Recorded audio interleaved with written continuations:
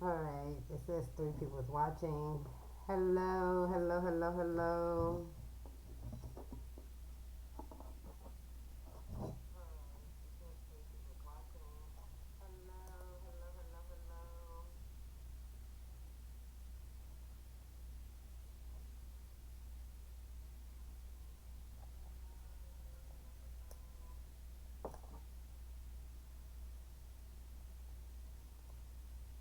Okay, I'm trying to take this off.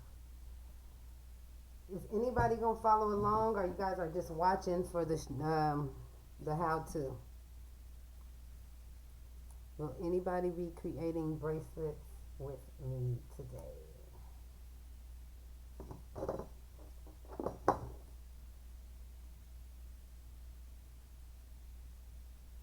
I don't know how to see who's watching.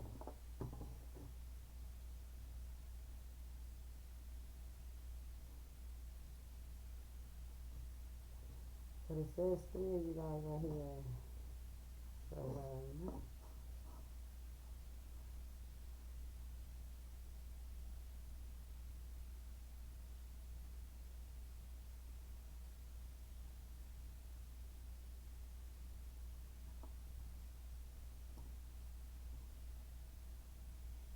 I don't know, you guys.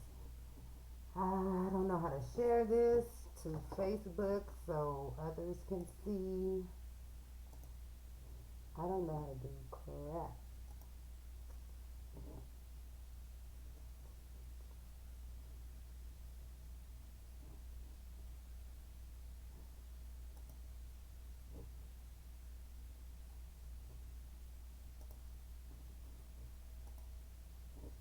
Alright, we're gonna get started in a minute. I'm gonna try to see if more people is going to join to watch.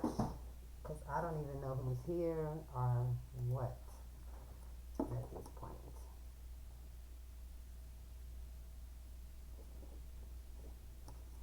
I don't know how to tell. Yeah, this is nothing like Facebook. And then I have some new little app crap that I downloaded to do all this crap on live. So, yes. Hey, Kinaya, I don't know if you're still watching, but hello, baby.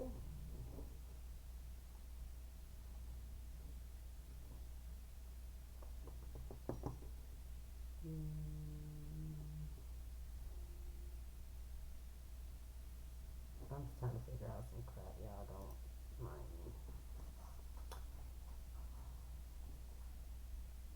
Oh, I think I figured out something. Let's see. Let's see, let's see, let's see. Hello. Okay, I see people coming in. I don't know how many viewers still, but hey, everyone. Let me see.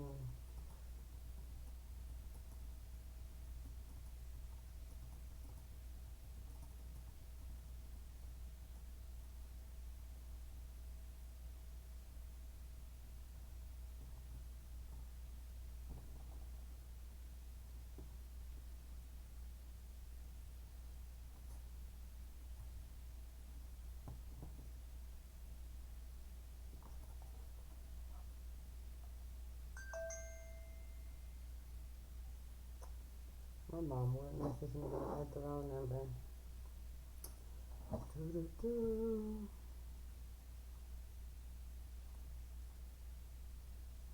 Awesome, awesome. Okay, we got one person that's going to be making a bracelet. Yay! I have to redo my daughter's, the one that you actually seen in the picture, because I made the bracelet and it was just sitting here with some nameplates for a long, long time. And I never realized I didn't do a top coat. So I put the hardware and everything on it. And when she went to a birthday party at a water park, it got wet and it totally fell apart. Yeah, so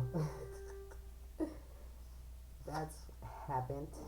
So now I have to recreate her another one.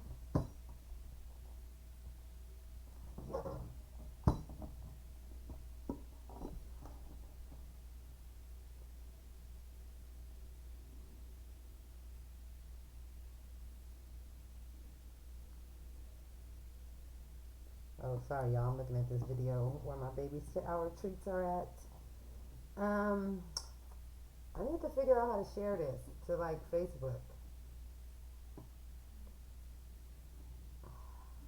I don't know. I don't know. I don't know.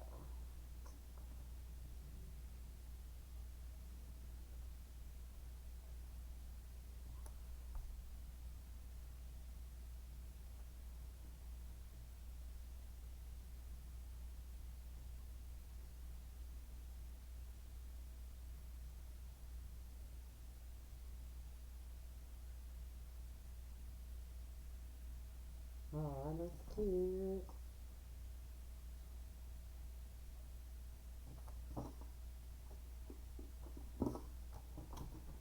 All right, so I don't know how to share it. I don't know if you guys see a share button or what, but we are going to get started.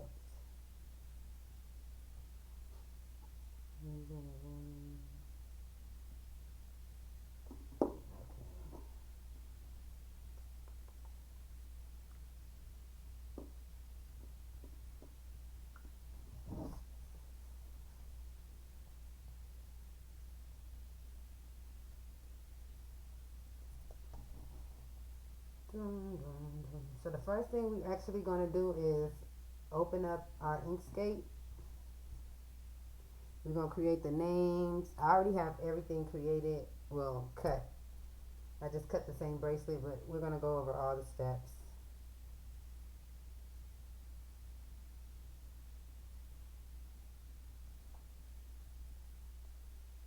Give me a second. I'm going to go share this real quick. I just figured out how to get the link. So I'm going to do that. Hello, Miss Cassandra. Hello, hello, hello.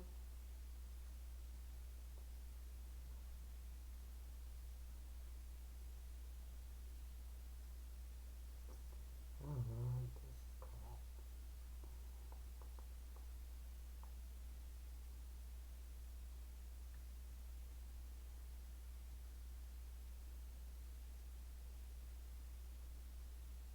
Are you making a bracelet with us today?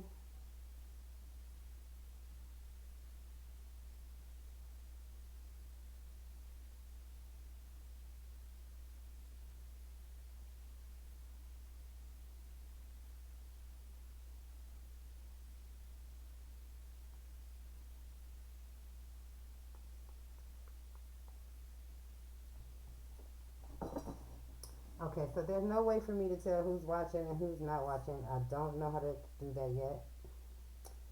I will figure it out. Watch a few videos. But we are about to get started. And I guess this video stays up, so you guys can watch it if I don't do too much cussing. I'm gonna keep it up. So let me go ahead and switch this screen.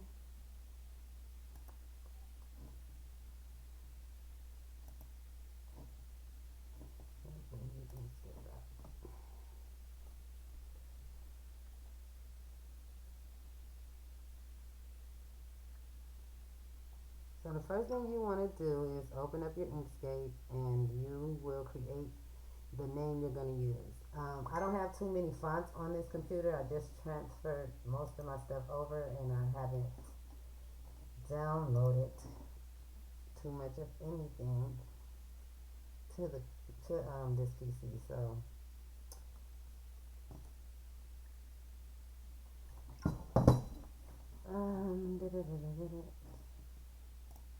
we're gonna go open up your Inkscape and you want to open up a new document.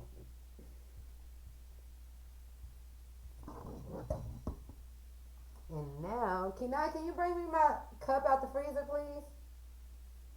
Thank you. Then you want to go to the side toolbar and you want to click add text, create, edit text, and it'll pull up your little thing. And you want to type whatever name you want to type. So I'm actually going to make me a bracelet also, might as well. So I'm going to create the design now. What you say? No, put that in the freezer. In the refrigerator. Sorry. Um, I'm gonna just design my thing now. So I'm gonna go ahead and insert my text. Then select your arrow so you can size your wording so you can see what you're doing. If at any time you have any questions, just comment them below. I'm gonna try to go slow. Sorry, because the video is actually um, uh, the video. Oh, you guys are still seeing me. Damn. See, look, I didn't even change the crap over. Why nobody tell me? I'm over here talking, telling y'all to do something, and you guys don't even actually see what I'm doing. So why is it black?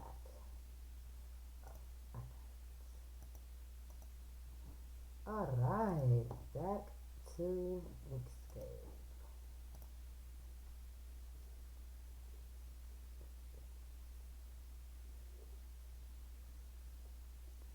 You guys are still looking at me. I don't know. Let me. Sorry, guys. Let me check this crap.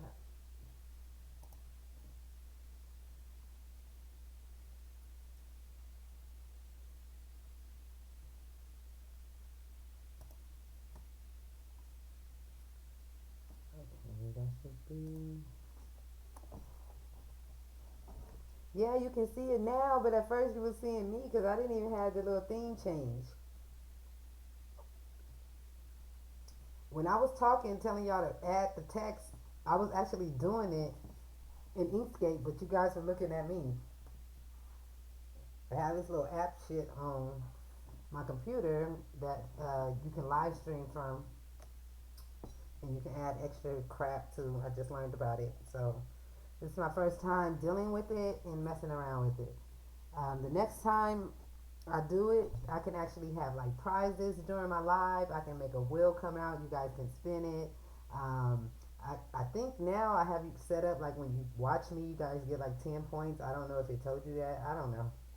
I don't know how it works, but once I figure it out, I am going to let you guys know so you guys can earn points and use them for stuff for watching me go live. I can give you guys extra points and I can have like prizes and all kind of crap set up. So once I watch a few videos, my next live will be like, you know, whatever, giving out prizes and a little more things. So, no, you can't hear me? I don't know. I don't know. This is a new computer. This is my first time. Well, not my first time doing like a video with it, but I don't know.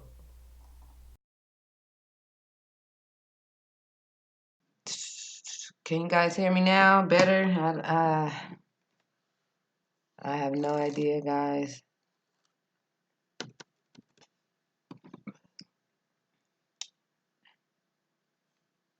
It sounds real muted.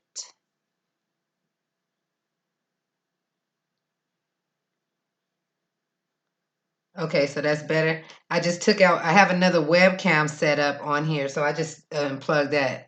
I'll plug it back in when it's time to use it. Um, so what you want to do is open up your Inkscape, and then you want to insert whatever name or whatever you're using. So, I want to make my bracelet, but I'm gonna actually do my daughter's because hers is, you know, two parts, and then I have a heart, so I can show you guys how to do it when it's like if you're separating a name and you want to add like a heart or a butterfly or even a team. Like you can even do this with the team logo. We'll go over that too. So let's begin. Open up your Inkscape and open up a new document. Then you want to hit create and edit text. I just call it add text. I probably don't call none of these tools the actual name. And then click anywhere on your canvas and type in the name. So we're just going to do KK again. We're going to hit the arrow and we are going to enlarge it so we can see what we are actually doing. Are you guys seeing me? Or are you guys seeing my screen?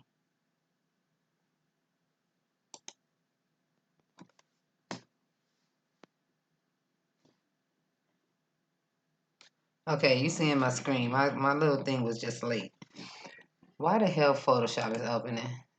Lord. Okay. So once you got your name open or created, what? Photoshop, I thought I closed you. You want to change the font. So you can pretty much use any font you want. It's just if you use a font that's not connected or just thinner, it will be a little more tedious you creating, your item. But you can use any font you want. We can't hear. I don't know.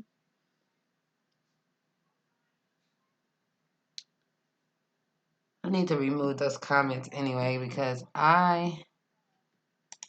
y'all can see, y'all don't need them.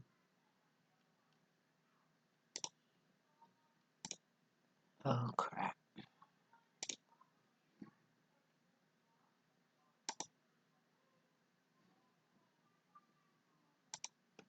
Can you hear me now? Oh, they can hear Quinn. You going deaf over there? No, I'm just playing. Okay, so you get your name and then you want to change your font. So I don't know what font I'm going to use, but whatever font I am going to use, I need to download it because I have no fonts on this PC currently. Download it. So let me, where is my drive at?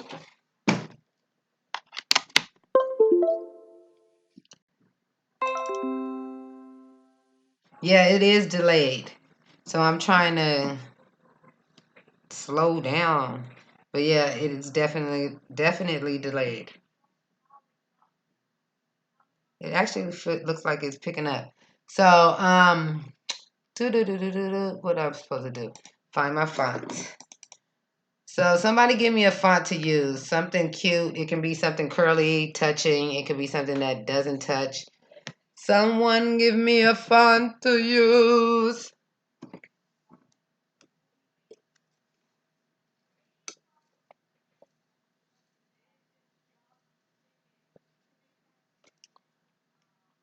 Welcome to anyone joining. This is my first live. I'm sorry, y'all.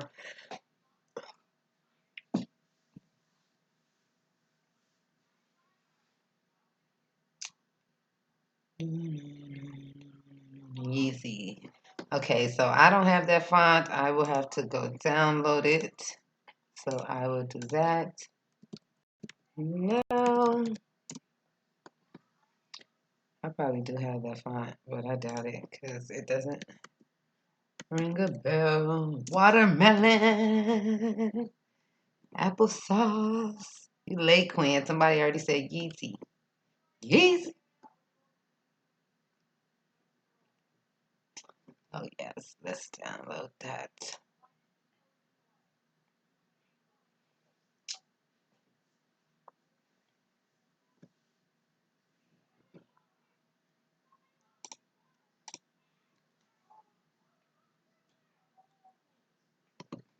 So we're going to use this Yeezy font.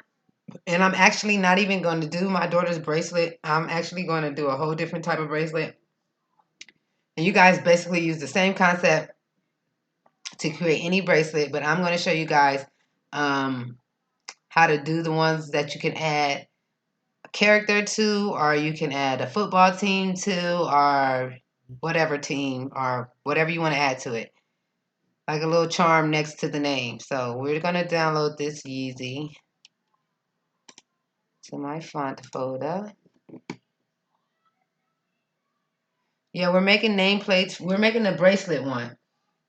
I've been getting a lot of questions on how to shape them, or and I tell everyone, but they still, a lot of people like to see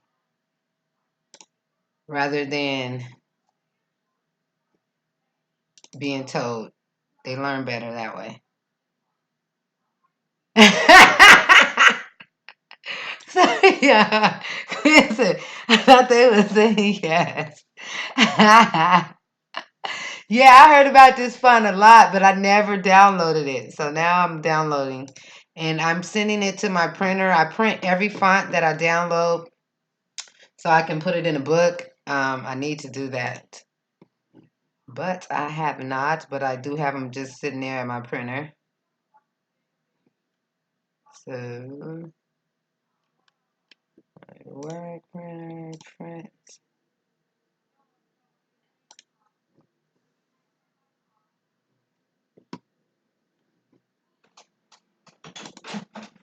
So now we have this Yeezy downloaded. Look, I need some damn ink in there.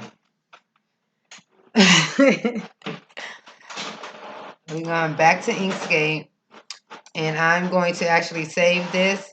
The reason why I'm actually saving this right now is because if I go and look for this font, it is not going to be in there.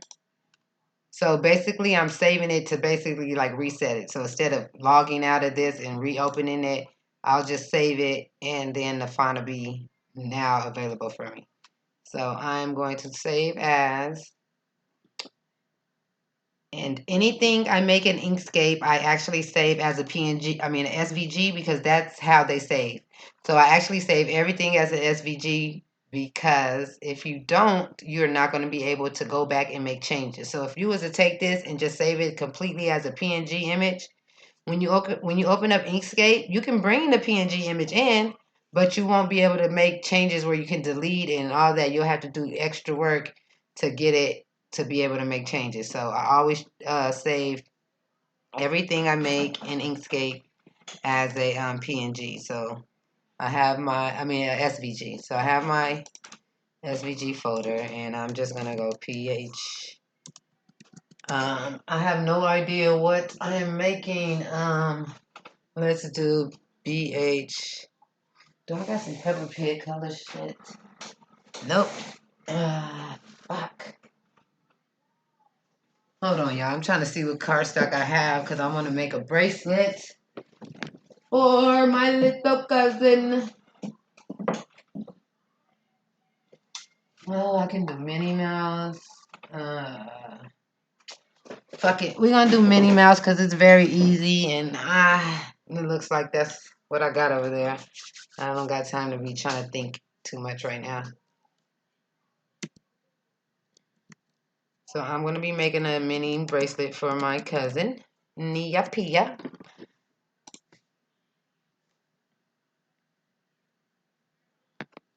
Yeah, I recently started printing mines when my other computer that I just gave to my mom went out.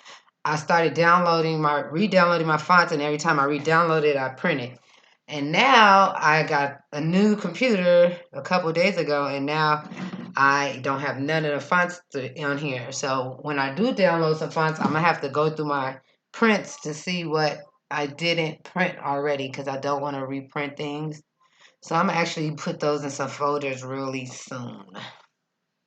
So I have Nia Pia Pia saved. And now if I go up here, I should be able to see my Yeezy font.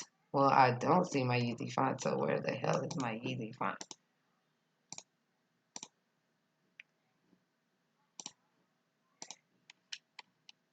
See, now they're going to get on my nerves. So I am going to go out of here and open it back up. Because for some reason, I can't find my Yeezy font.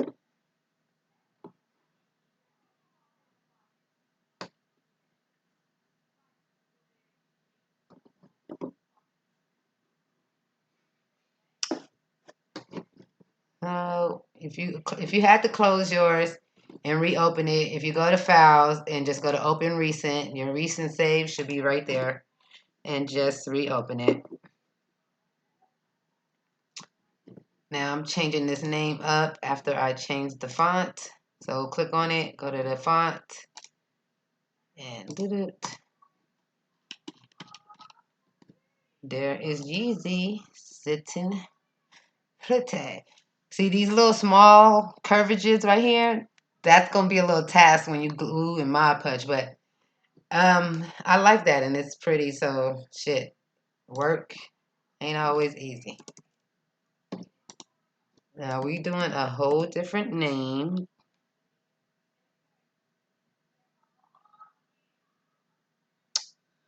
1 second, guys. I don't know if you guys are commenting. I had to get off of that for a second. And I'll be back. I'll be back.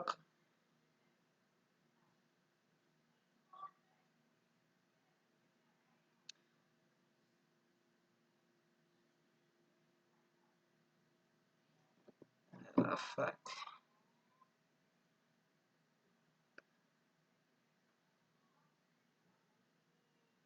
I'm sorry, you guys, if I cuss and you guys are not into cussing. This is a live video recorder thingy, and I do a lot of cussing for those who actually talk to me daily. You guys know I do.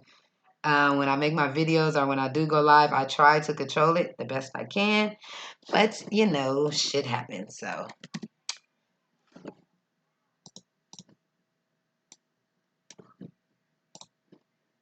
Let me get back to YouTube so I can see what the hell y'all talking about.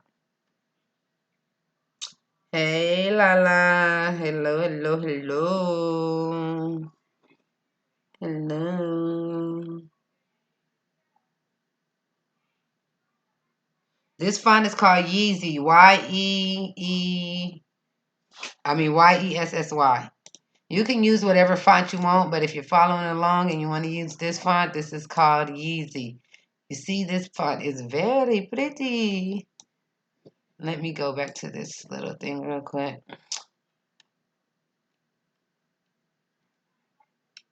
As y'all can see, I don't never unzip any of my fonts because as long as you hit install, it's there.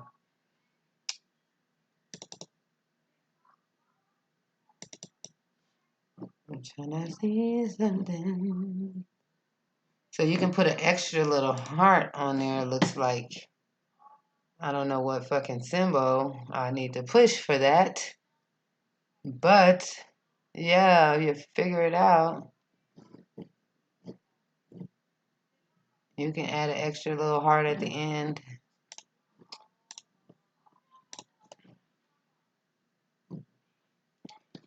Hello to anyone that's just now joining. So this is a pretty thin font. It really doesn't matter what you use or how you use it. You're gonna sorry guys. We're gonna go ahead and create our offset, which I usually call my shadow. And the way I do that is I go here and I choose my paint bucket.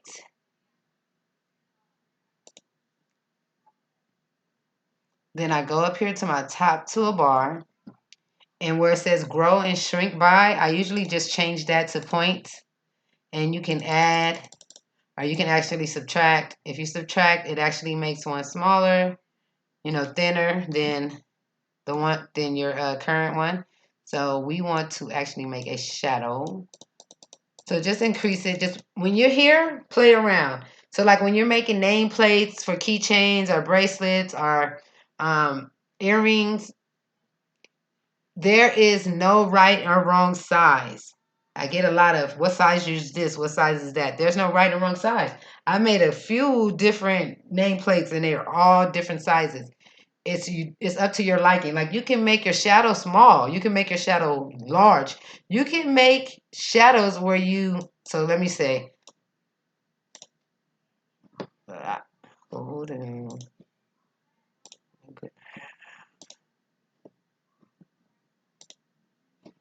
look, this shadow is all out of whack. But you can make shadows where instead of having one color shadow, you'll have two color shadows. So you'll make a shadow smaller, you'll make a shadow thinner. I'm going to have to do some maneuvering of this to create this shadow. So if I was to make a bracelet, and I'm actually going to do it this live, where I want to have two different layer shadows. So I'll create my first shadow. Then of course you want to make sure you get your eye, dot, or whatever. And as you can see, let me move this over real quick. When I created my eye dot, it's not actually connected to my the rest of my wording. You can keep it like that, but that's stupid since it's just a shadow piece. Now, when you're doing this, you're going to actually cut these small dots however many times. So please try not to lose them during the cutting process.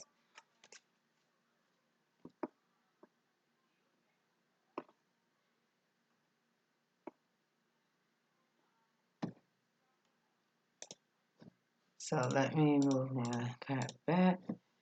So once you get here, and if you have any pieces that are not connected, so say you're using a different font and one click does not give you a complete shadow. So you'll have to click on one letter and another letter. Let me show you guys an example of that. So say you did a different font and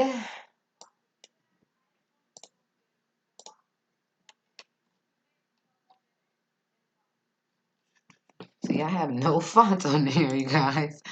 So say you did a different font and you went to go create your back layer. And as you see, I clicked on the T and it didn't give me a complete background as when I clicked here. If I can click the right spot, it gives me a complete background except for my eye. Now, when you're doing, if it gives you this problem, you're just going to go ahead and click on each letter until it gives you your complete shadow. And then you want to click Shift and go ahead and click on every piece. Then go up to the toolbar under Path and click Union. And that makes it one piece. When you click Union, it's basically stuck there. You can't go to click Ungroup. You can't, so you can't go and click Ungroup. The only way to get out of Union is to go to Path and Break Apart.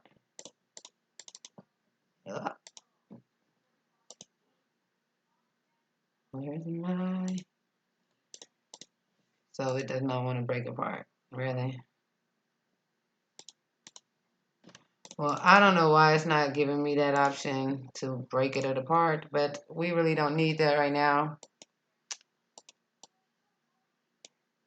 Let's send that. So once you get a union, you're going to go ahead and send it to the back. Let's move this and delete this and put our small little layer. When you double click a font, oh, we did not union these together, sorry. So I didn't union my little I dot.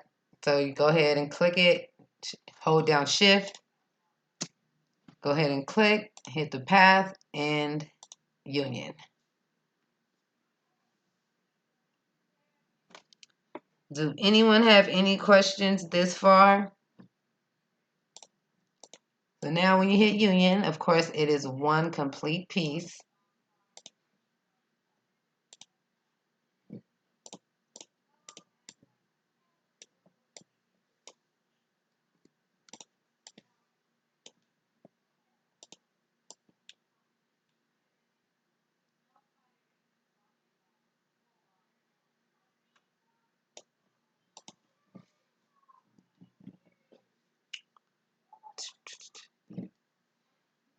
I'm slowing down, letting the video catch up and see if you guys have any questions.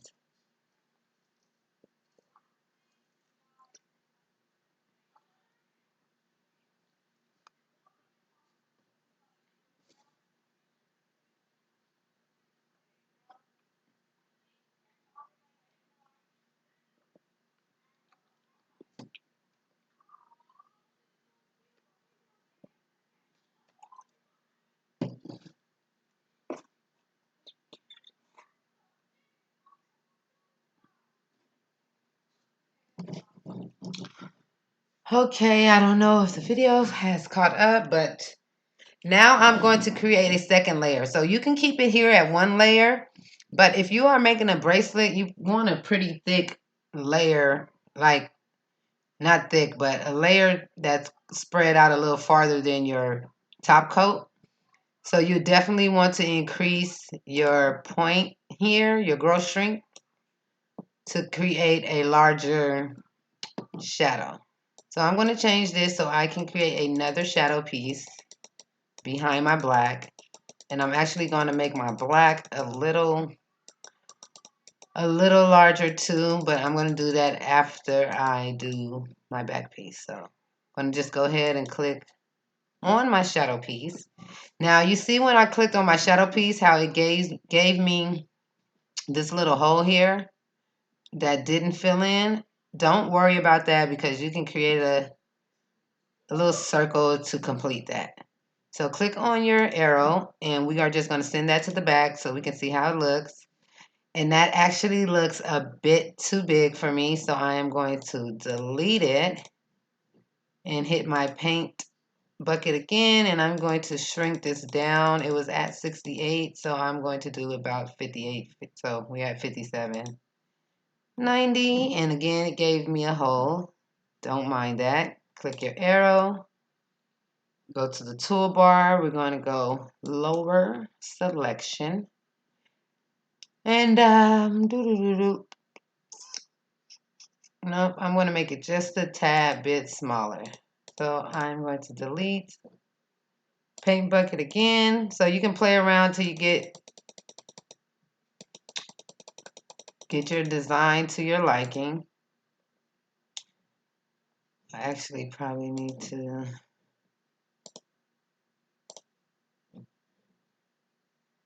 make it a little smaller. Let's see. This time it gave me a couple holes, so I don't mind. I'm going to show you guys how to fill that in. So we're going to keep it at, I think that was like 40, 48. So we're going to keep it at 48, but we're going to bring it back to the top because we're going to fill in these spots. And the way we do that is we just basically take any shape. You can be a square, but I'm going to take a circle. I'm going to create it over that and again over the other spot. Now, oh, I don't know what happened to my circles. Hello, circles. Okay. That needs to be widened. So make sure you got your spots covered. And what you're going to do is, again, select your shadow and the marks that you did cover. So if you made 1, 2, 3, 4, however many square circles you made to cover the dots up, you want to make sure that they are highlighted. So you want to click them and hit select, and then select your shadow. And again, up to path, union, and we can send this to the back. So now we have our back shadow. And like I said, I'm going to increase this black one here. I don't remember what it was at, but we're going to increase it. So we're going to go back to our paint bucket and I don't remember what it was, but we're going to try 36.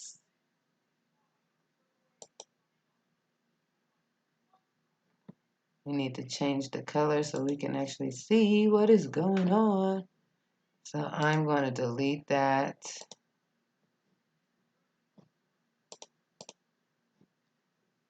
And I'm going to change it down to about 35. So, I don't want to lower it to the bottom. So I kind of like that. So we're going to keep that. And as you can see, you can still see my black layer here. So you can see that you can do these with multiple layers of different colors. You're not limited to one back layer and then one top layer color. You can use color cardstock that's different shades, a lot of different colors. So when you create these, just use your imagination. You can make so many different things. It's so many different possibilities when creating these nameplates. because you don't have to limit them to just names. You can do characters, all types of things. So we're going to go ahead. Oops, actually, we need to go ahead and make this.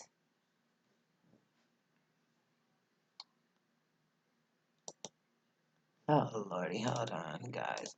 We need to make the eye dots that we don't have in this purple. So go back to your paint bucket and just go ahead and create it. Shift. No, we don't want the black. Path union and there. So now I am going to delete this black because I don't want it. Why did I delete that other stuff? All right, and I'm going to change this name black just for a second, and I'm going to send it back. We're going to fill in these holes the same way I just showed you guys. There's basically like 3 that I need.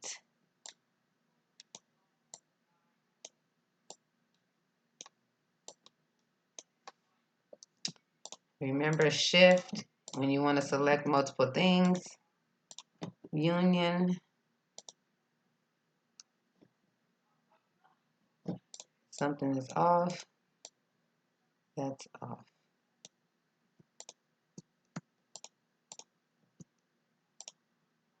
Not in union. A piece of that back. Okay, so when you're moving things around, as you can see that it just snaps where it thinks I want it to go, and that's because I have things selected here. These things are automatically selected when you open Inkscape. You'll just have to click to turn them off. So basically, these are snapping noise. So when you're actually creating SVGs and moving things around, if you don't want to really like precisely connect things, they actually connect for you. So just enable those. If you click the top one, it enables all that is selected. And now I can freely move this without it snapping on its own. Well, I'll send that behind. Actually not great, completely right. But there you have it. So this will be my nameplate I am going to create. I'm going to make a Minnie Mouse. I'm going to add Minnie Mouse to this nameplate. So I think I want to do red, black, and then red.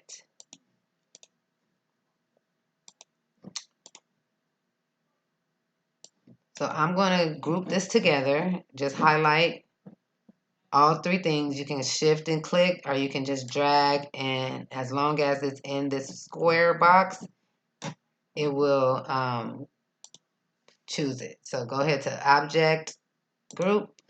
That way you can freely move this without things getting out of proportion. So let's go ahead and add Minnie here.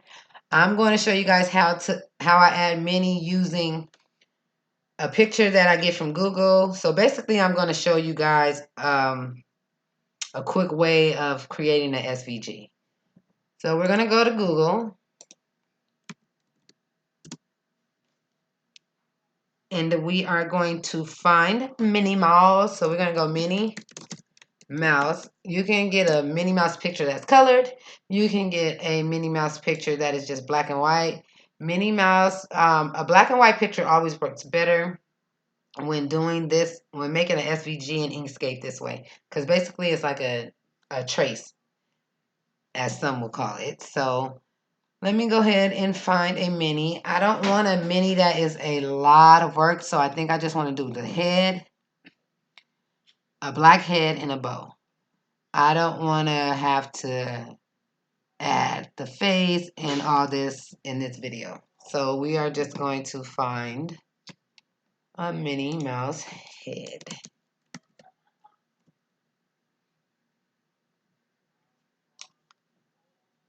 See, we can use this, but I want to get the dots.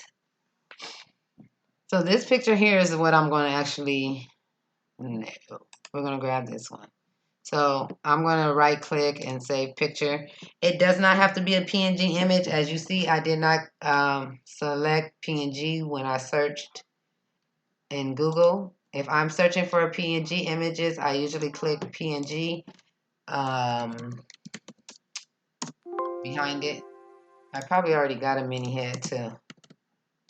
But we are. You can do this if you guys want to make a team one. Just go ahead and Google.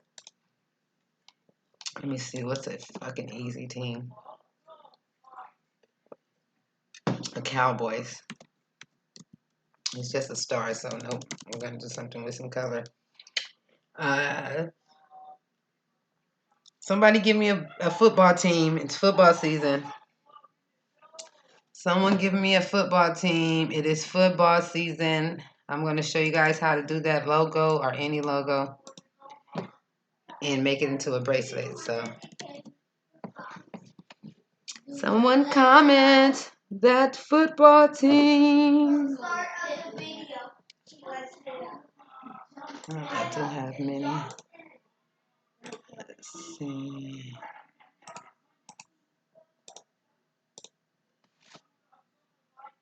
Okay, we're going to stick with that one. All right, while I wait for someone to give me a football team, I'm going to bring my Minnie Mouse in. So I'm going to go to where I just stored Minnie and find her. We must find you.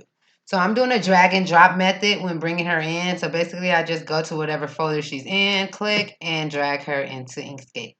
You want to make sure it's embedded and just click OK. Or you can go to File and you can go to Import and then Browse to find the picture you want. I always do the drag and drop. It just seems a little faster to me. So go ahead and increase your mini or your photo you want. The way to increase these, the way to increase an image in Inkscape and to make sure that it's whatever proportions it was brought in is to hold control before you start dragging. If you don't hold control, you can drag it any type of way.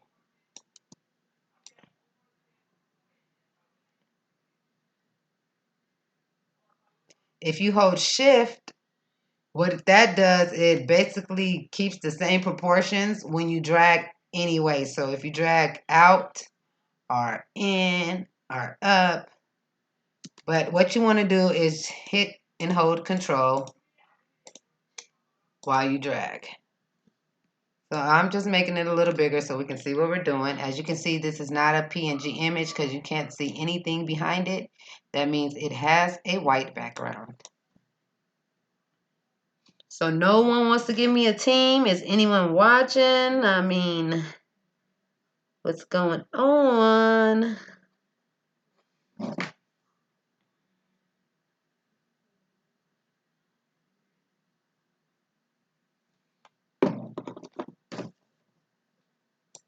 So what you want to do is make sure you have your picture or whatever you're using selected.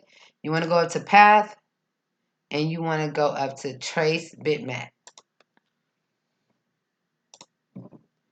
You want to hit Live Preview so you can see what you're actually doing here. And basically you go to your brightness cutoff or your edge detection. Just change it until you, like sometimes I have to change different things because I want different things to stand out a different way.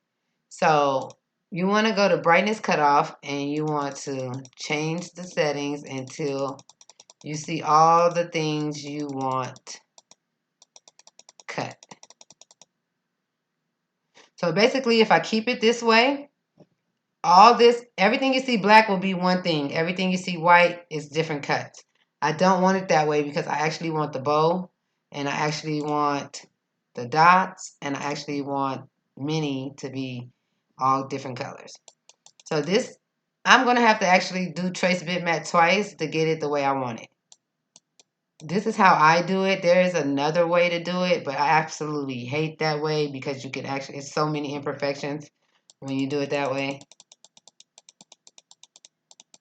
So basically, I'm going to remove everything except for Minnie's head, her actual head.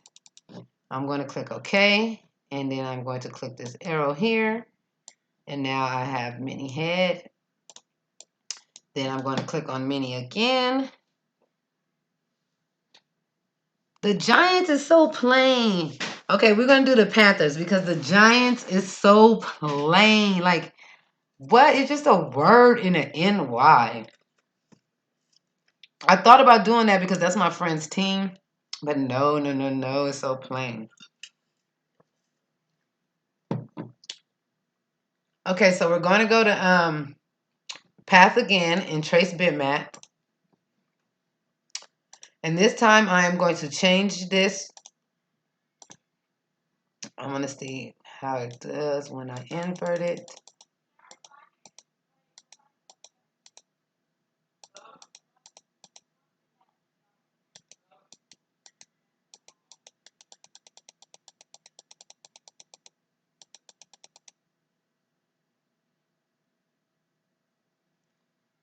See, that's going to be a lot of little dots.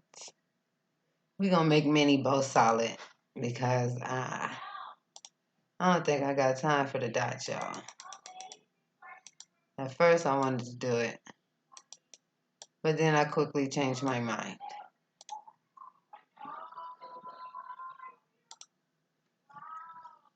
I quickly changed my mind, people. You know I have the right to do that.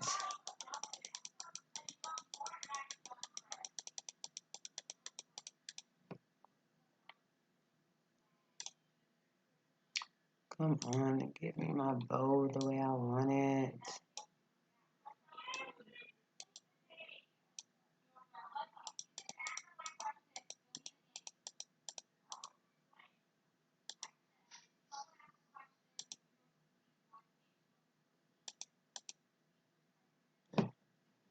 So I'm going to show you guys something. I'm going to bring it in like this. It's all messed up. It's missing, like things aren't connecting.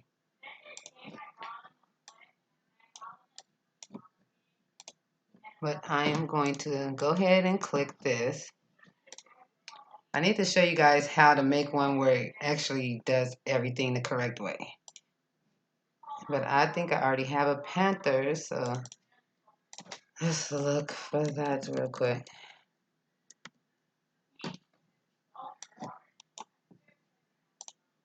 So I should be able to do this one the way I want to show you guys. The little Minnie, I'm going to have to do some extra little advanced work on her. So I have my panthers here, and we're going to go ahead and trace the bitmap.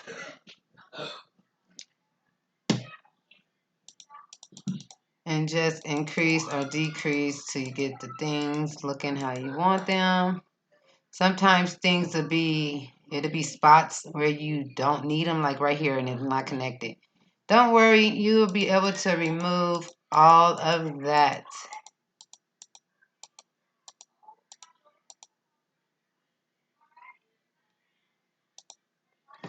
So let's see how that looks. You hit OK. No, I don't really like that. We have a lot going on this map. So I have my panthers here. As you can see, this is not connected totally. I'm just going to delete all that. If you double click, you'll get where you can change nodes here. That's a little advanced when you're like making things sharper, making the image a little cleaner. So go ahead and select your Panthers or whatever logo you have just created an SVG for. And you want to go up to path, and we want to go to break apart. And it should go completely black. Now, what this just did was make every little piece a different cut. So if I was to remove the back, the back of this, I don't even have it selected.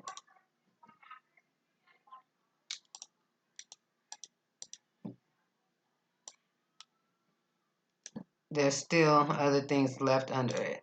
So let me move that back, and we are going to start adding some color.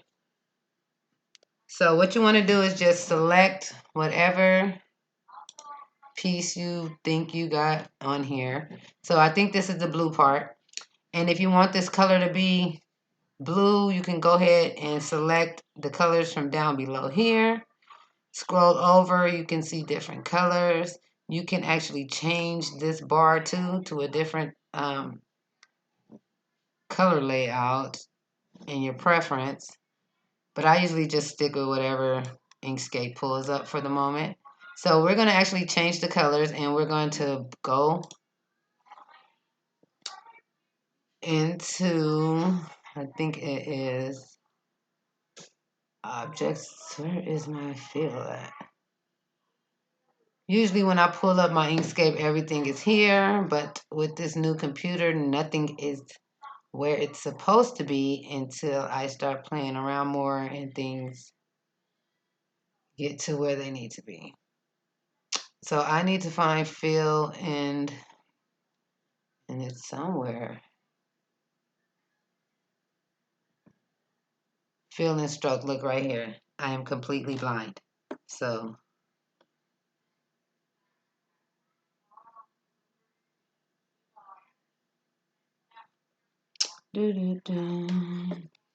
so you want to go ahead and select fill and stroke so it can actually show up here. Where's my fill and stroke? Hello.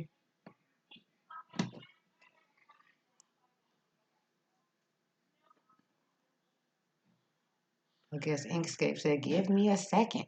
So I'm going to take the dropper from the fill and stroke, and I'm going to collect this blue from here. You want to make sure it's on the fill and not the stroke part. You want to make sure your stroke is basically set to none. That's the outline. So we are going to select this Doppler and select this blue. Now, if you wanted to make a granite, so say, oh, I'm changing stuff up here. So say your thing was two-toned and you're doing like a print to cut type thing, and you wanted to collect the granitic touch. What you'll do is select your Doppler, and instead of just clicking, you'll click and drag. So I'll get the black, white, and blue in there. So then it actually give you a color with that mix. But anyways, that's off topic. Let me get my Doppler and just collect this blue.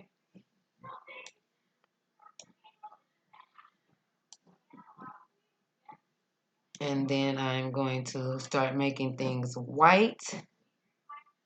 So just select.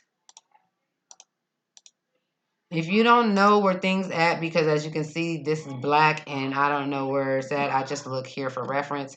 You can actually change this to a different color while you're changing everything else. So you don't want to play guess where the item is.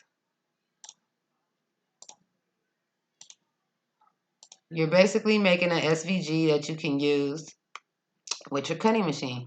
So this basically did a good job. The only thing that it did was not give me my white whiskers. It kept that as a black background, but you can change that and you can add your white whiskers yourself.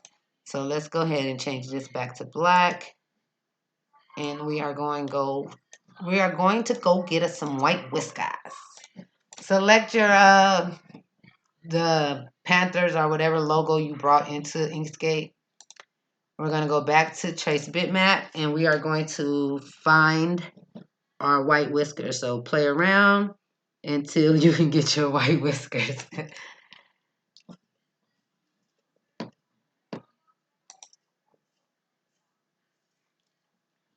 It actually looks like it's going to be a little issue on getting those white whiskers, because as you can see, this black is all connected to this outline. So if I was actually tracing this SVG, this design to make an SVG, I actually probably would trace it in like this and delete all this extra stuff to get these white whiskers. But that's some extra stuff. But we gonna try to get some kind of white whiskers out of this deal. See, if you play around a little bit, you can always figure something out. And then you go to path, break apart. Once again, now I'm going to do something different. I'm just going to go drag, and remember, anything that's fully selected will change. And I'm just going to change everything to white so I can see. And now I have my whiskers, which I'm going to delete this. Uh-oh. Then I'm going to go ahead and shift and select. I want to select these over here also. And I'm going to object and group so I can actually freely move them around. These are to the back, so I'm going to bring them to the top. And you do that with these up here.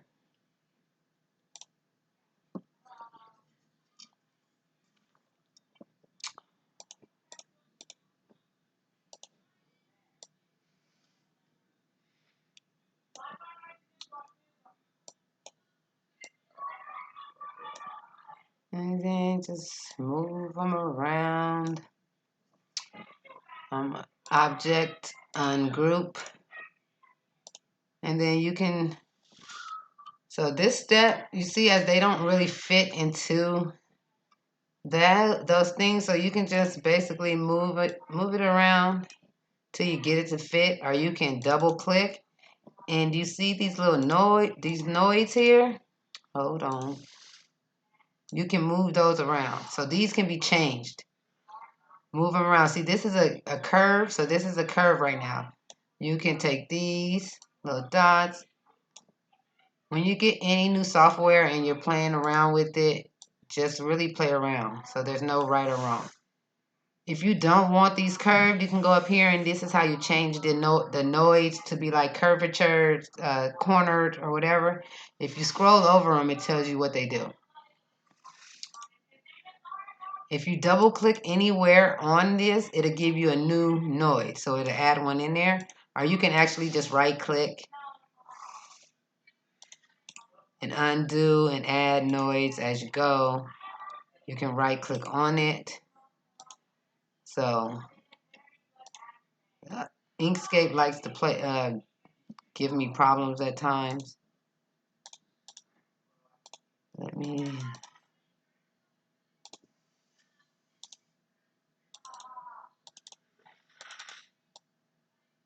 So we'll just fill these in a little more. Sometimes it has more nodes, than needed. Just delete. You want that at a point. Sorry, y'all, I have my embroidery box thingy under here.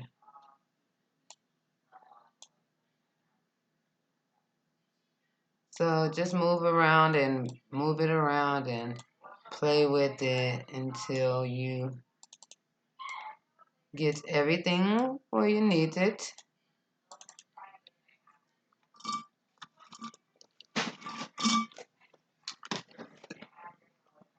You guys know I don't even teach classes for Inkscape. I swear I don't, because I don't even know everything. And I feel like I probably can do a little simple SVG class, but I truly don't even know everything about Inkscape, and I've been learning as I go. Some things I learn, but I definitely probably can do a little simple not Inkscape, SVG class on how to do it this way and to make an SVG from scratch. So we're going to stretch this one out some because, as you can see, it's clearly so short, and we want it at a point. We're going to change the color so we can see what's going on off of the blackness.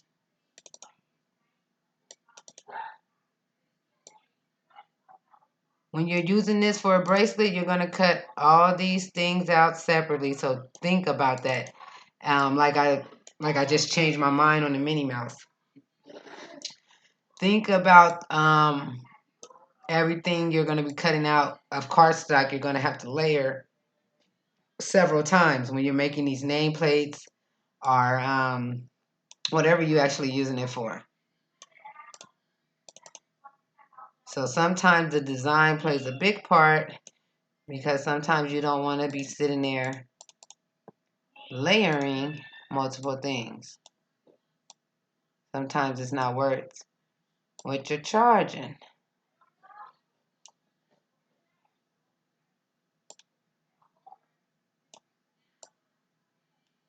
My whiskers ain't gonna be perfect, but I'm just showing y'all just so y'all can get the gist of whatever. If any design that I do create, because I wasn't even planning on doing this in this live. If any design that I do create and it's done or semi-done, if you watch this live while I was live, you can comment and I will send it over to you, to your email.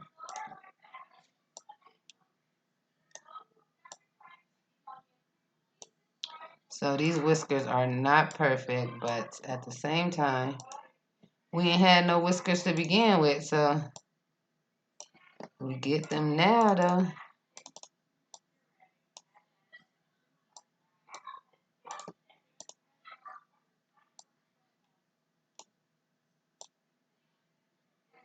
If I was actually making this to sell, I would have it so much better. And the crazy thing is I probably already have a SVG for this. So let's get up out of so close. We're gonna change these back to white. Now we have our Panthers SVG basically designed and ready to be cut out on cardstock and layered a few times.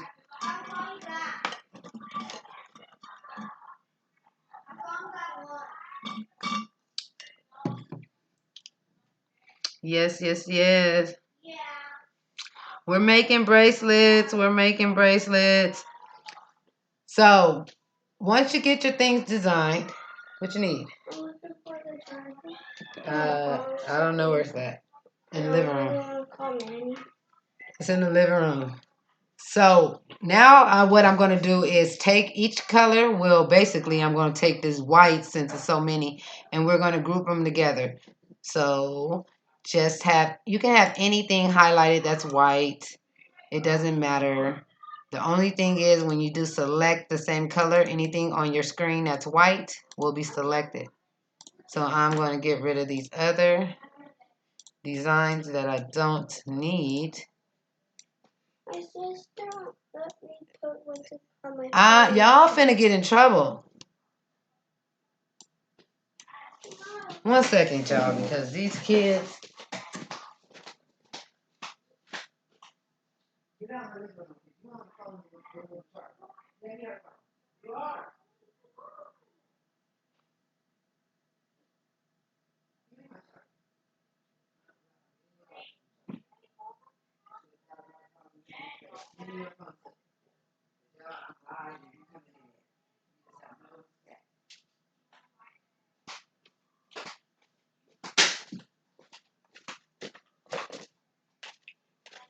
All right, I'm back. I'm back.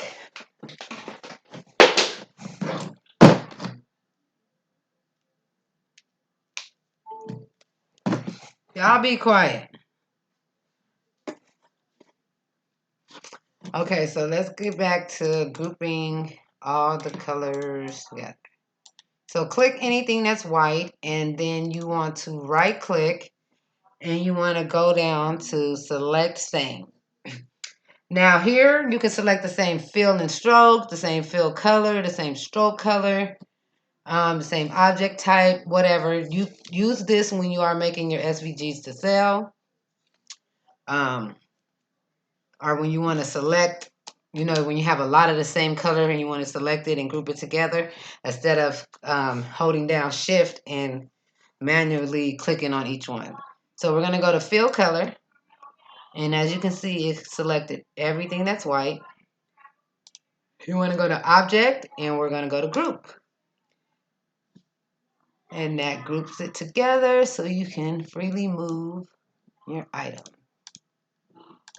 Now I'm going to highlight my full panther so I can group it together and move everything.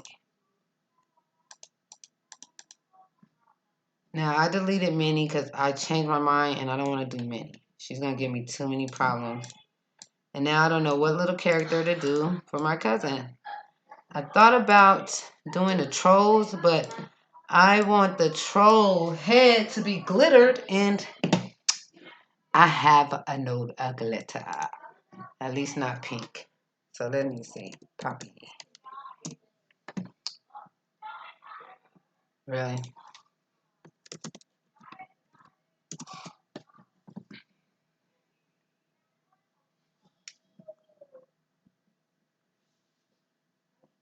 Oh, maybe I have to do poppy clip art, but we're going to do poppy coloring page.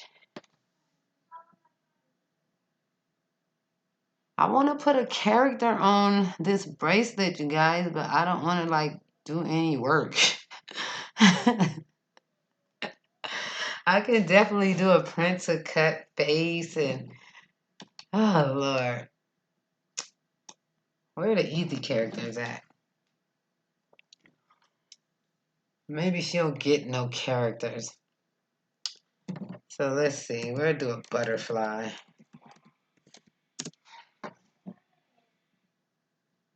We're going to do a butterfly because I don't know.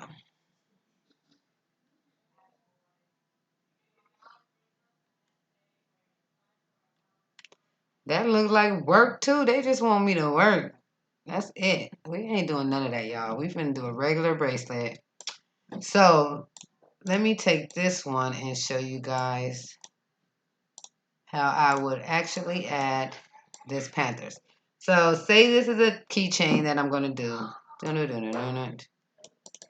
So I have my keychain. When you group something together, sorry guys. Oh, it ain't letting me. When you group something together and then you double click on it, sometimes it ungroups. I think you have to triple click. I don't know. It just happens to me. So that's what I do. So say this is the bracelet I want to do for the Panthers. I'm going to definitely make the back this color. Maybe the back will be a glitter and it'll be a little thicker than that. Now I'm going to add my Panthers logo because I want to add it on there. And you basically are going to do it the same way you do the keychain. So if you're doing, remember the layering is all up to you. So you can do 2 layers for the back and 5 for the top, or 5 for the back and 2 for the top. It's all your preference. You don't have to use as much paper as I use or as less paper as I use. It's all your choice. So when you're layering this, you're going to definitely layer your Panthers too, or your Falcons, or your New York Giants. And you don't have to layer these with cardstock. You can actually do a print to cut. So say if you wanted to do a print to cut, you'll actually bring in whatever photo you wanted to use.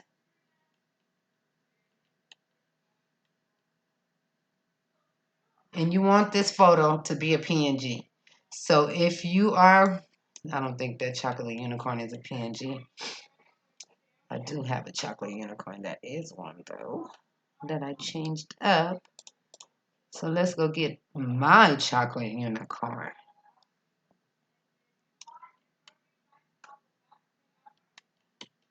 There she goes. There she goes. Okay, so I have my chocolate unicorn. I'm going to hold shift. Well, not shift. My bad. I'm going to hold control and enlarge her. And we're going to make a shadow layer for her. So say we're going to do a print to cut and add this. That's actually cute. Hold on. We might do a print to cut and add this unicorn over here, honey. I got the SVG for this too. So this, hold on, y'all. Look at y'all done got me started. Let's see, import. And we are going to import this chocolate unicorn that is somewhere in here. Let's see, date modified. Double trouble. Cute llama. Where is my chocolate unicorn? I know I had to save it because I was planning on making other ones. Wow, y'all, I think I didn't save it. So, cute llama, llama. Yana's keychain, Powerpuff Girls.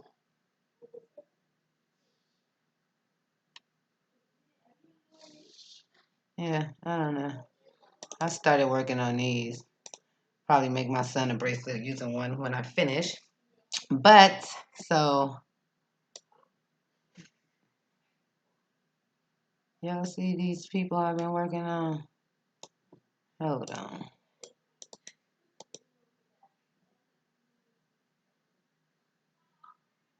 Oh my God, where's my newest ones?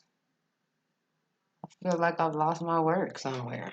So, now, so I think I'm gonna use that chocolate unicorn and do a print to cut because that chocolate unicorn looks like it goes well with my things. And now I feel I lost my Wakanda things I was making. I did more work than that, so fuck is my work at?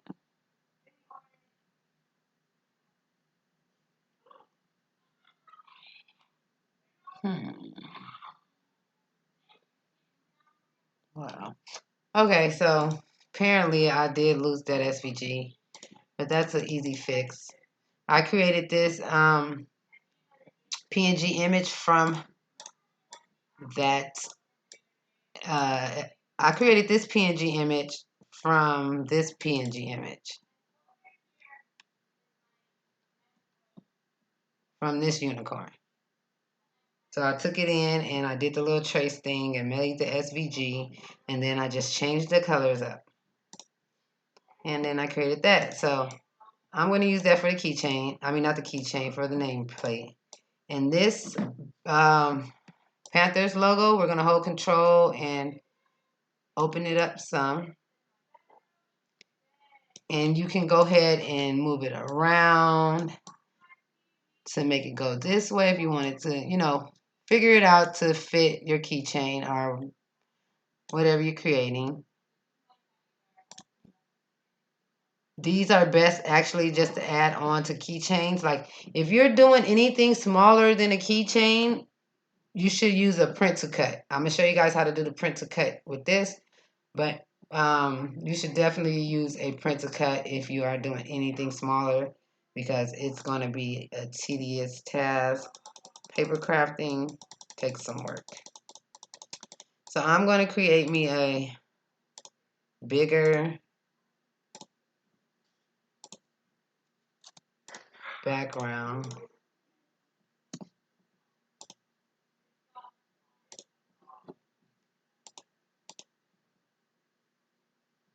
That's actually not even bigger than that. So hold on.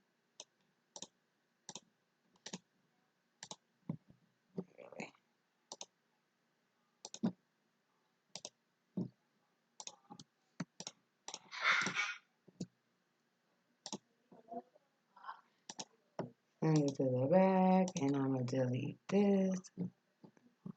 Oops, undo delete.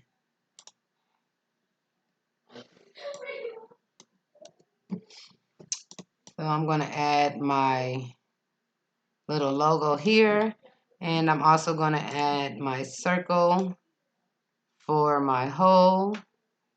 Now this part is, you can create it any type of shape, any way you want. So this is how I'm doing it. It's about this big. Move it down. Shift. Hold your shadow layer down. Path. Union. And then I'm going to take another circle to make my hole for my keychain hardware. Change the color so you can actually see when you're moving it on. Place it to the spot you want it to be. You don't have to make your circle this big. You can make it however, whatever size you want. So have your little circle you just created, select it, hold down shift, select your shadow, go to path, and you want to hit difference. And that makes your hole for your hardware. Now we're going to go to our Panthers and we're going to ungroup. Because you want to take your back layer piece, as you can see, it's a small black piece. You want to make sure that's highlighted. Hold down shift, hold your shadow piece here, and you want to union. Path, union. Now that turns your black piece, and now it's pink. You can change that color to fit your needs. So, of course, you might want it to be black. So let's change that to black. We're going to change our words to blue. So we're going to go to fill. And we're going to use the Doppler.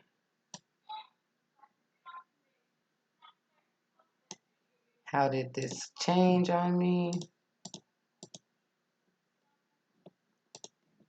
Okay, let me find out. Hold on. Inkscape just did its own thing, huh? Okay, Mr. Inkscape, you just changed my whole,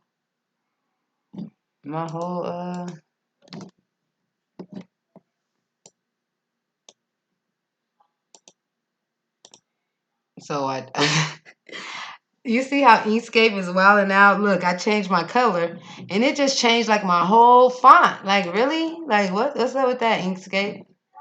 Like, you tripping. Okay, let me find out. Anywho, so I don't even remember. Oh, I use Porky. So let me try to go back and switch this font to Porky with its what, is you not letting me use Porky no more?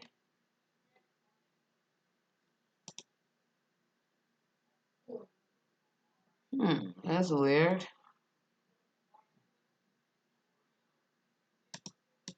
Okay, Inkscape, you on your weird crap right now. I see. Okay, so we're gonna just assume that this is blue on the back and black on the back and blue on the top, okay? Because I don't know what the hell Inkscape got going on today, but we can change it to gray. So this is all connected. It's all one back piece. It has the Panthers and the name. Now, let me go back.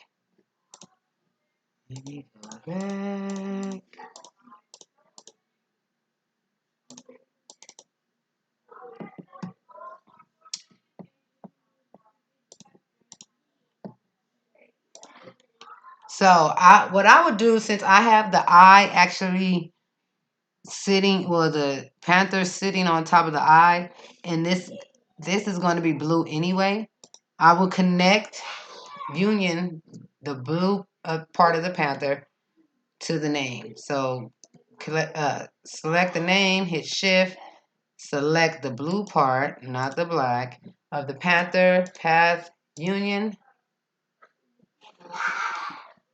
One of these objects is not a path. Really? So it wouldn't let me connect these because it says one of these objects is not the path, a path right here at the bottom. So what I'm going to do is go to path and object to path.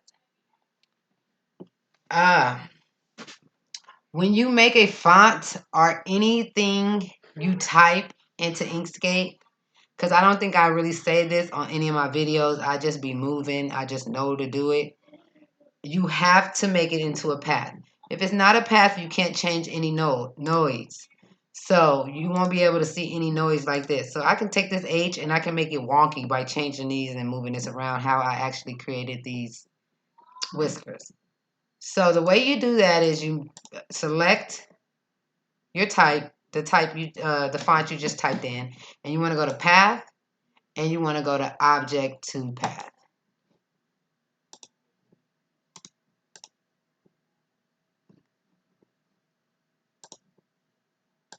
And then now it becomes a path. The way to check and make sure it's a path is you just have it selected and then select the edit path noise here. And when you go to scroll over it, it usually highlights like this.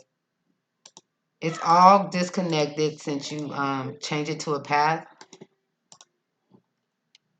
So we did not do the Nia one, so we will have to do the same thing here.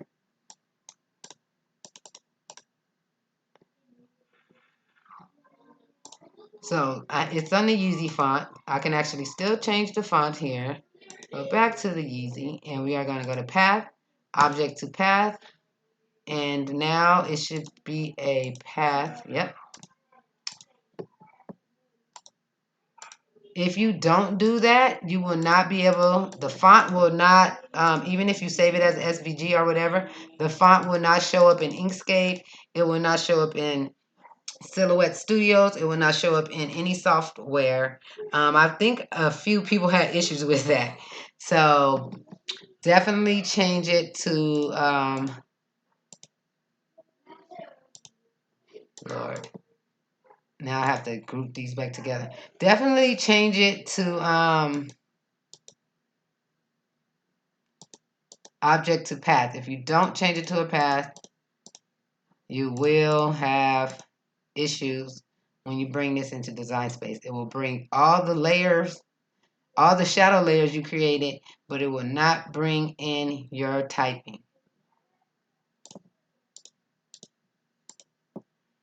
But only change it to a path when you are done and you are sure that this is the font you are using. Because as you see, once it is on a path, I am no longer able to change my fonts. So now that I have my fonts turned into paths where I can definitely union them, change them up. If it's not a path, you basically can't make too many changes to it with Inkscape. So now that my name is a path, I'm going to select the name, and then I'm going to select the blue part again to my Panthers, and we are going to go to Path Union. What do you mean everything should be a path? Everything. Okay, so we are going to union my eye and the back of this Panthers together. Let's see if it's going to give me problems. Oh, nope. See? Now we have our name, and now we are going to union. I don't know why it would not let me union this all together. So just try to select two things at a time to union. Otherwise, it gives you issues. So I union the H and the I with the Panthers because the H is also touching the I, so that will be one cut. The T and the Y will be, cuts on its own. We can definitely change the colors here. Apparently, Inkscape wants to act right now and not change my font. And we'll change this to black. So this is basically our keychain right here. Boom. You just made you a Panthers keychain. You can add the glitter in it. You can make another layer. Don't mind all that. I'm just showing ya.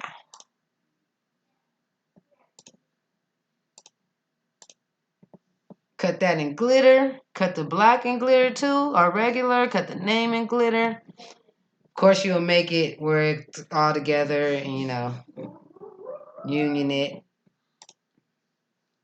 But basically, you have your team keychain. You'll cut this out maybe 5 times for the black layer, maybe 6 times for the top layer, maybe another 4 for this, and like 3 for your white layer, or maybe even 1.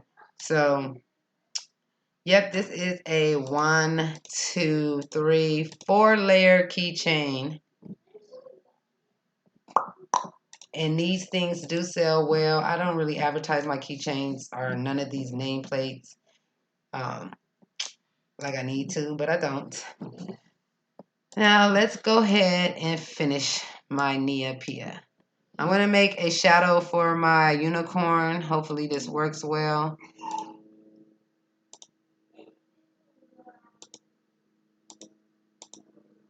It obviously don't work well. I'm going to have to change the sizing.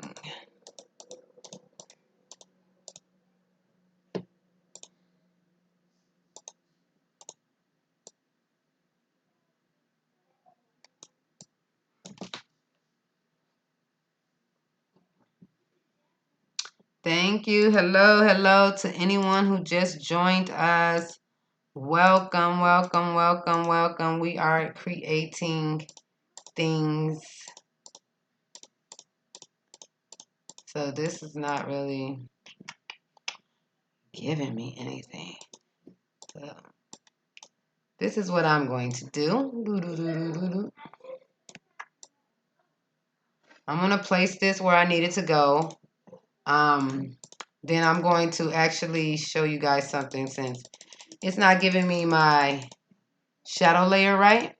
I'm going to bring this into Inkscape and show you guys, not Inkscape, sorry, Design Space. I'm going to make it a shadow. Basically, I'm making this going to be my shadow layer. And when I bring it into Inkscape.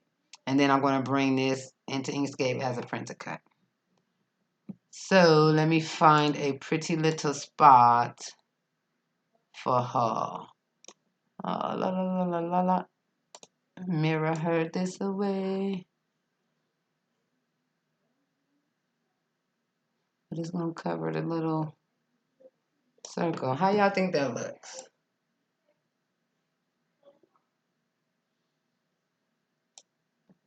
I have to have it that big.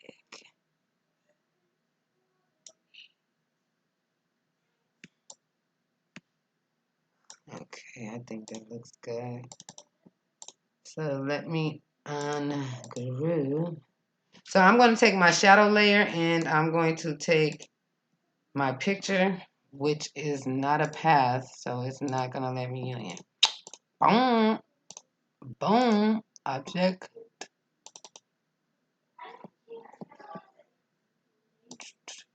So I'm going to go to trace bitmap and basically I'm going to just take this whole outline. So there we go.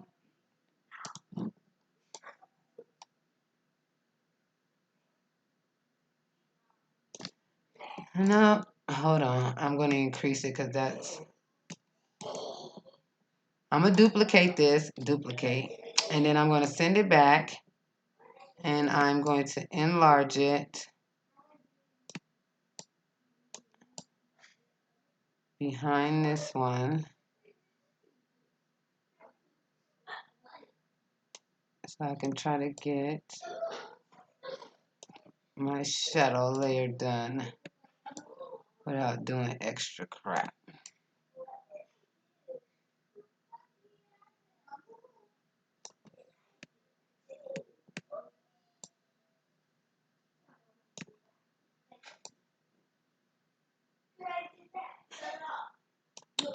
All right.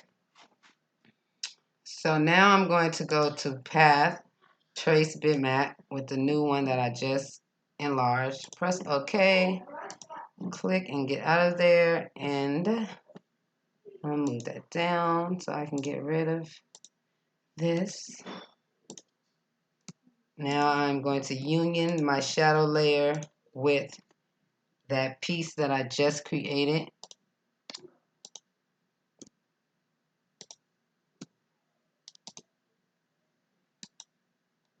What is not a... Oh, hold on, I gotta ungroup this.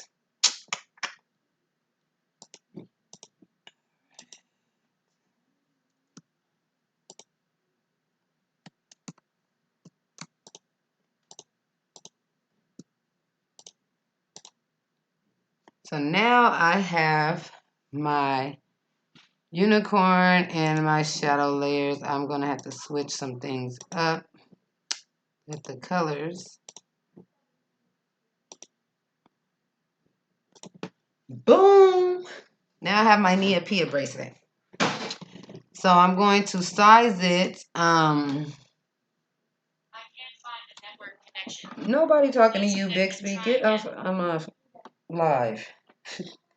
So the bracelet I'm making is going to be about 2.5 inches by 1 inches tall. So you can just basically measure your wrist. This bracelet actually fits my wrist, and it so happens to fit my daughter's wrist also. So on her bracelet, the holes are pretty small. On the one that I'm doing now, I'm going to make bigger holes, so you'll see her bracelet and the one with bigger holes. Thank you. So I have the bracelet done. Let me decrease this other thing we created here. Do, do, do, do. And resize.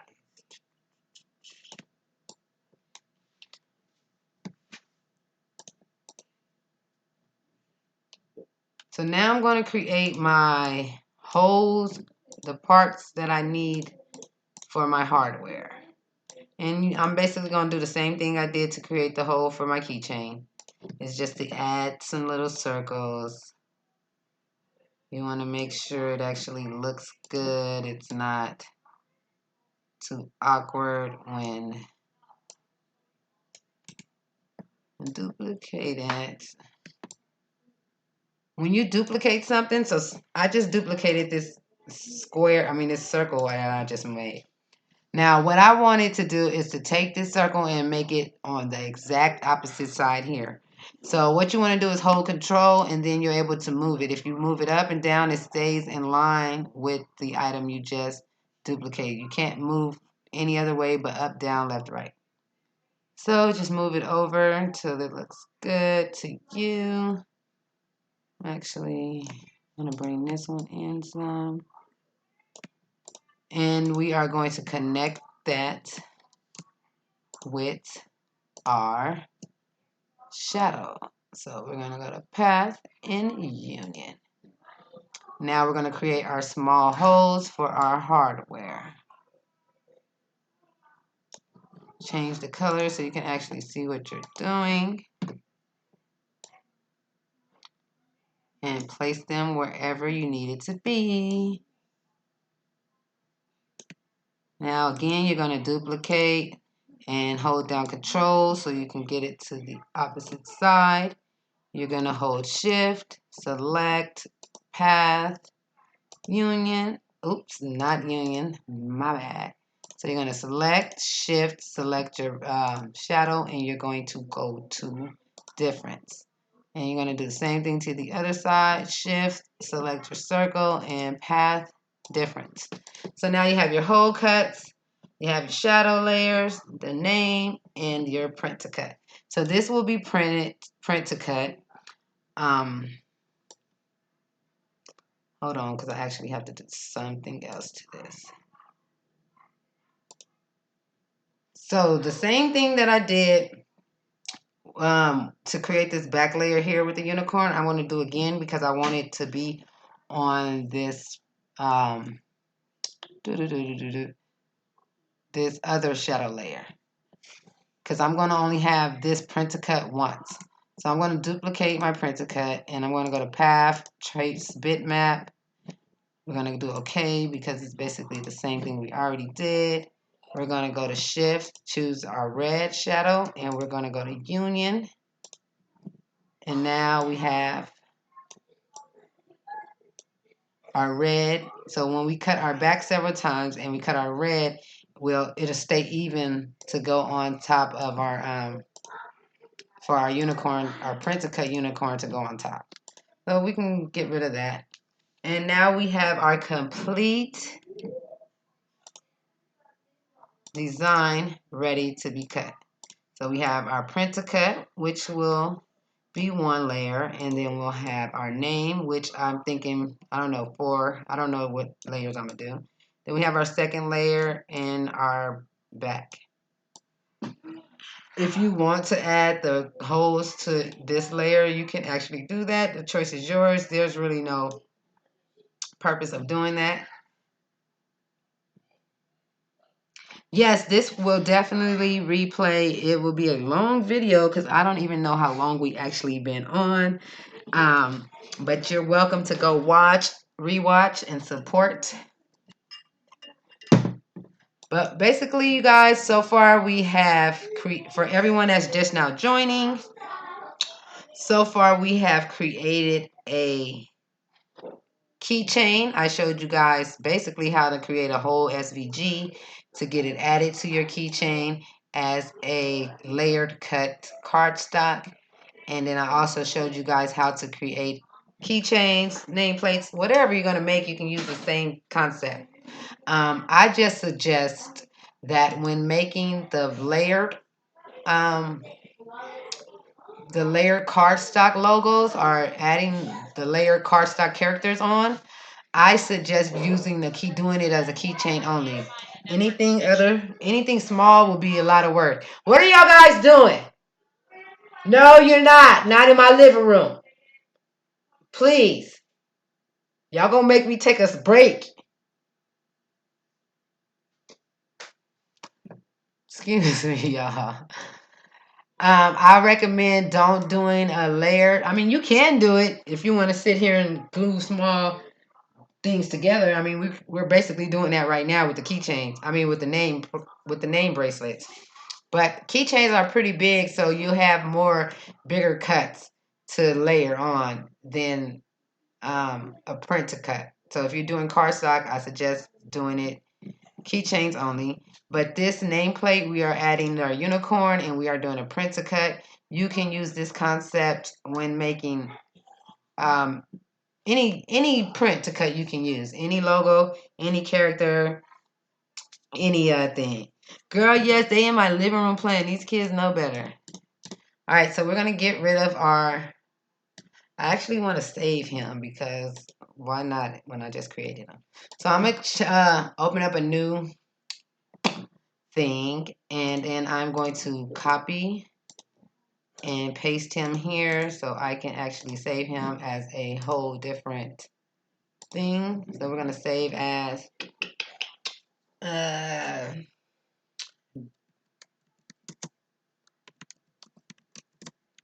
just so I can go back for reference. I think I'm gonna start selling like SVG cutouts that's already made with your keychain and your logo or whatever you want added on there. So all you have to do is bring it into your software and cut and assemble yourself. So we got that saved and we're going to get rid of it here.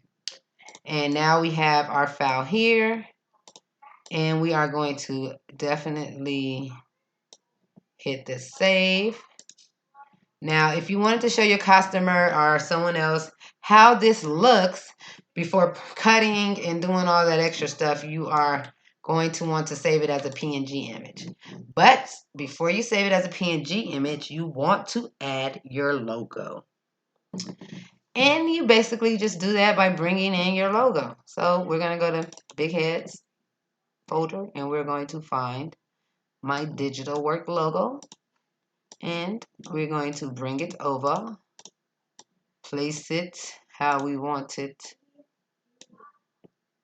over this little thingy. And then we're going to change the transparency right here and just click down until it gets to where you want it to be.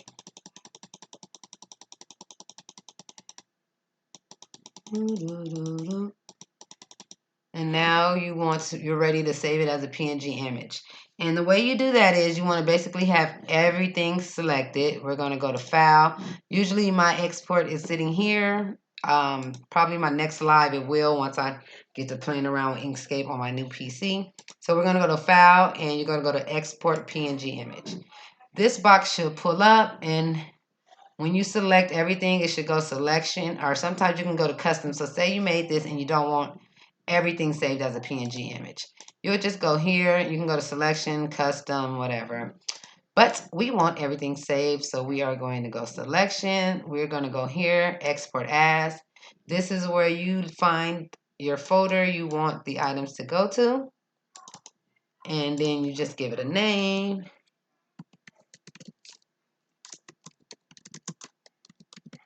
That's my Neopia, my little cousin. So we're going to hit save. So when you hit save, your file has not saved. Your file is not exported to your PC until you click export. So once you click export, then you should be able to locate your picture.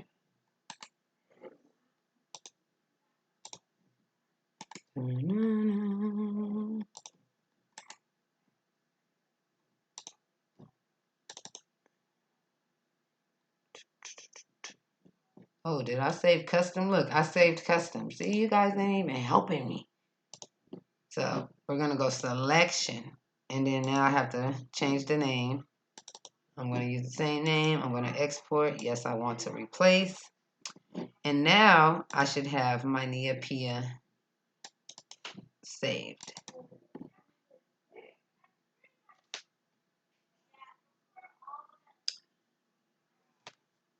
So now I have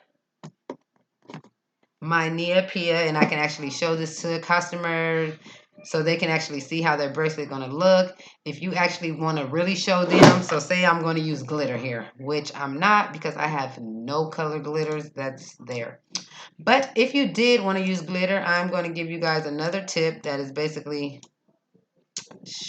I wasn't even planning on doing. But here we go. So I want to do this red. Well, let's try this black and glitter. Nope.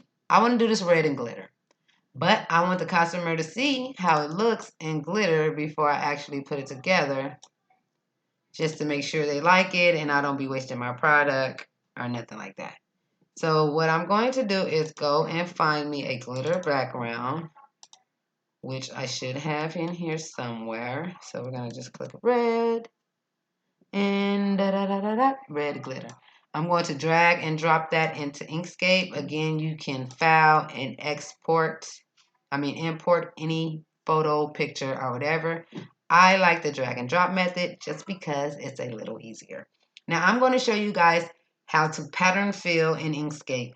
So all those like letters and numbers and names you see with pictures and photos, I'm about to show you guys how to do that in Inkscape. So I don't know if I have a video on that already, but here we go. So you want to select whatever photo you want to pattern fill with. So right now we have this ugly glitter because this glitter is not pretty. Now I want to go to Path, Object, and then I want to go down to Pattern. Now we're going to go to Object to Pattern. Boom. Now we are going to click on our whatever object we want to use the pattern with. So we're going to click on our red and we are going to go to Fill and Stroke. We're going to go to Fill and we are going to go to Pattern. So this here is where we will find the pattern we just created. Click on your drop menu and it's usually the first one that's on top because you just created it. As you can see, it just filled my thing up with glitter. I'm going to get rid of this. And now I have my glittered mock-up that I can show my customer of how it's going to look when I actually create it. So say they want pictures back here. So say they want a collage or something they created. You can actually fill that up with a photo also. and you can make changes and change it around. Let me grab a picture. I got one somewhere.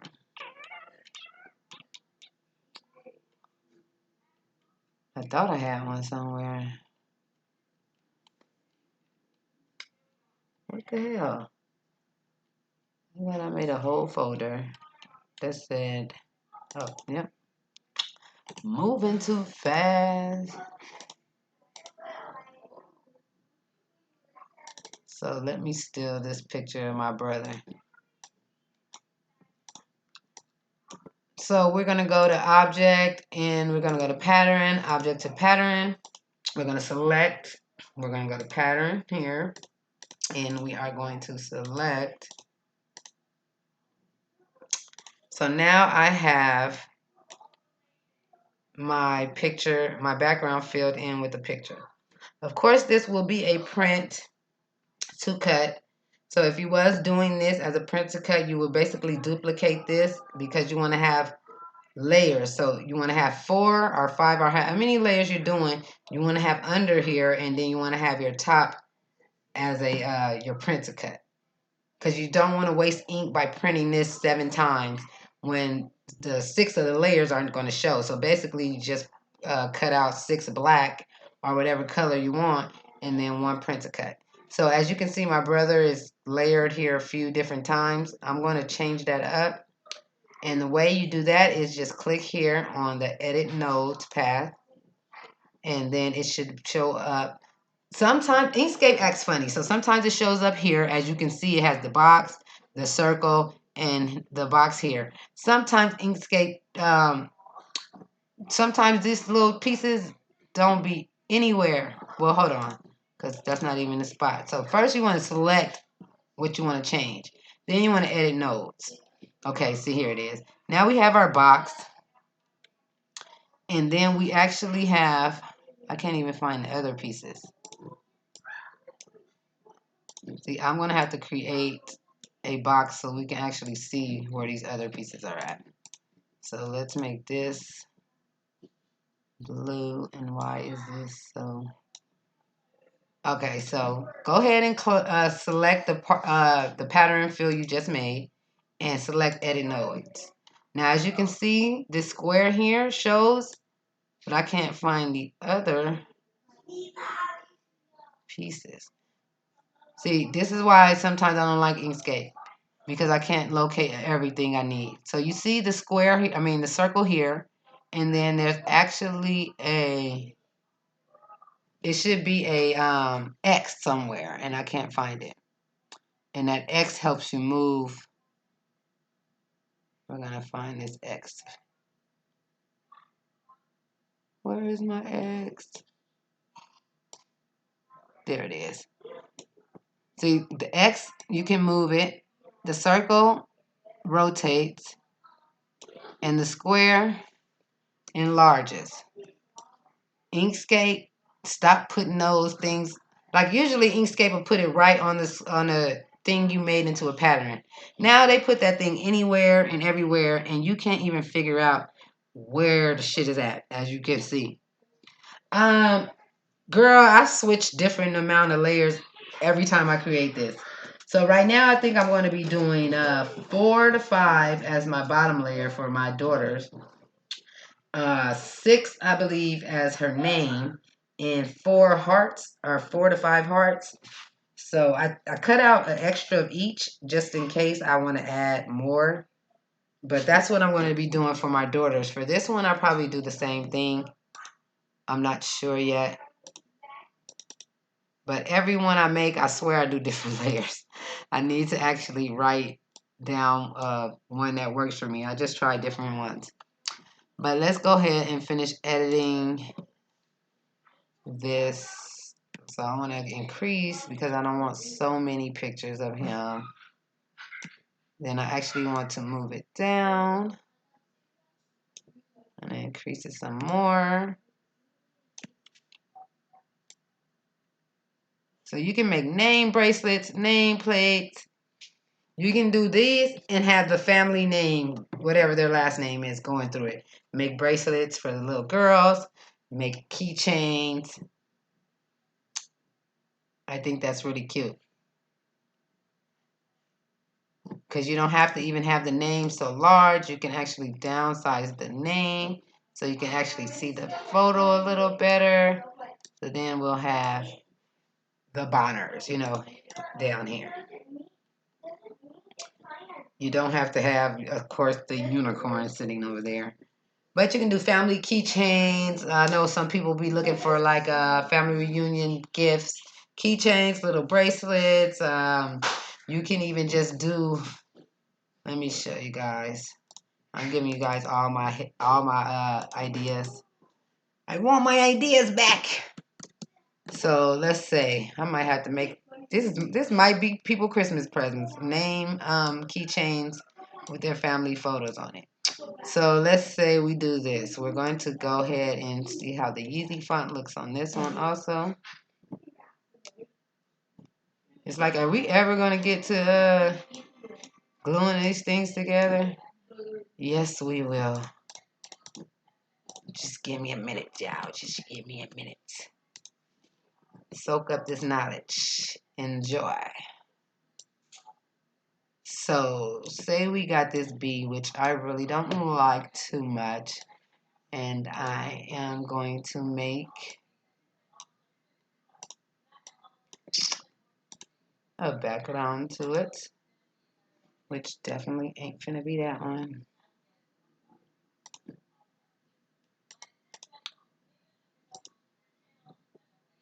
This font is called Yeezy.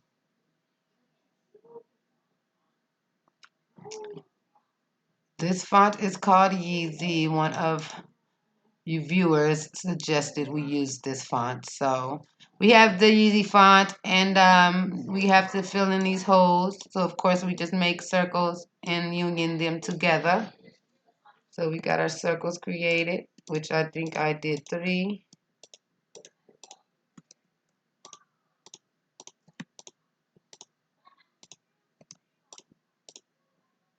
There was one over here. Okay. Path, union, send back.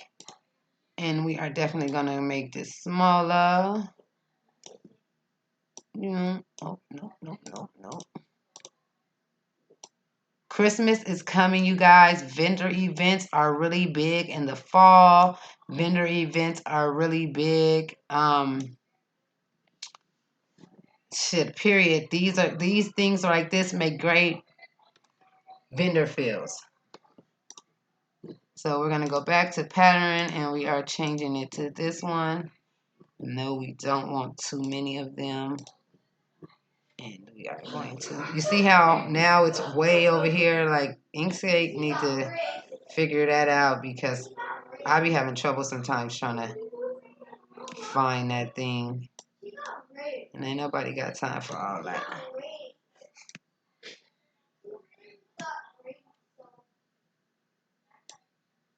Oh, see, look, they got me moving the wrong thing.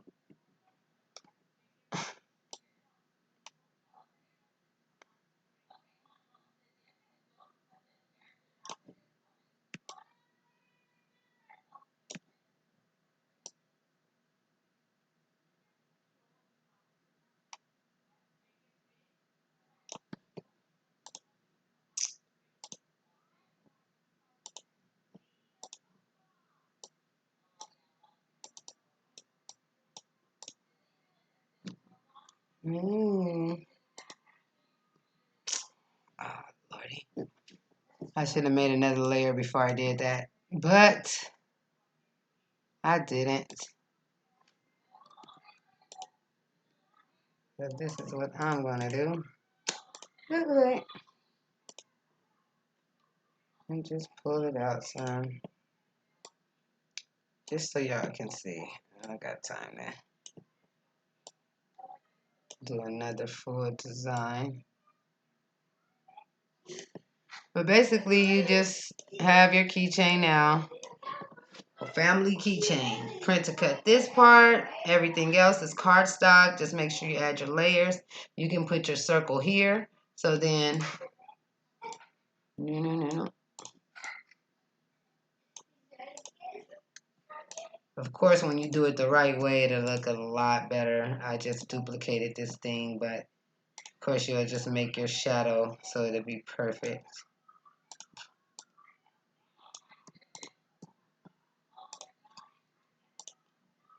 And now I have my family keychain ready to go, ready to be sold.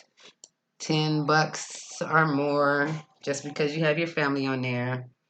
Yeah, I think I'm gonna do these for Christmas gifts and have their family printed on it. I think that'll be a cute little gift. Even stocking stuffers or whatever. And it's easy to do. Um, I'm going to have some hardware for keychains as a buy soon in my buy groups uh, because I plan on making a bunch of these. So let me go ahead and change this back because I definitely don't.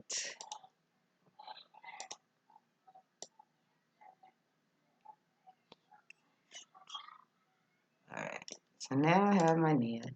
So I basically showed you guys how to pattern fill up in here, how to make a quick little mock-up of how the bracelet or the keychain or whatever is going to look. You can even you can even have this set up, and you can even go and find, let's see, and you can go to keychain hardware mock-up. I don't know if it's going to pull up something or not.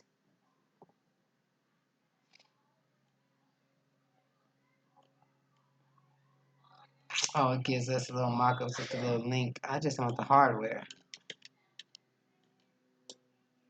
Let's see.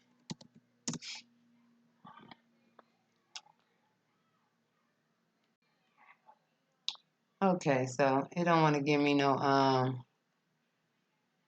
link. So I'm gonna just take this picture right here if it's a PNG image. Yeah, I'm gonna have the hardware as a buy. It's gonna be like 20 cents or 25 cents for a whole little set with a chain link. I got some good little vendors I found. That's definitely not a PNG. Alright, so let's go back. Let's go back again and again. And one more time.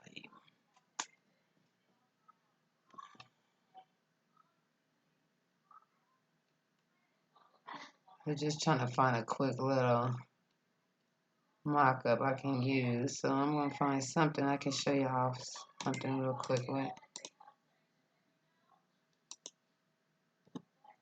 Even this picture. Okay, so I'm going to just steal this photo real quick. And push save. Go back to Inkscape. And I'm going to bring that same photo that I just stole from.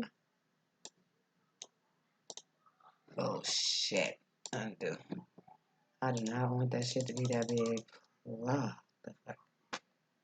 Alright, let's try.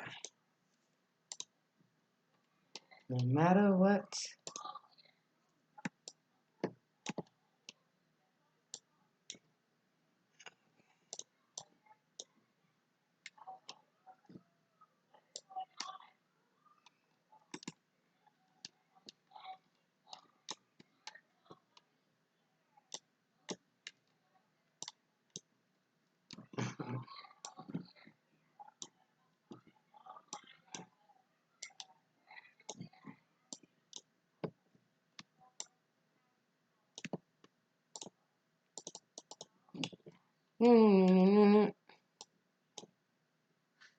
Alright, so I just got this little picture that I stole, and I'm going to take this. We're going to just act like this is a keychain, even though it is not. Bring it to the front. We're going to rotate it.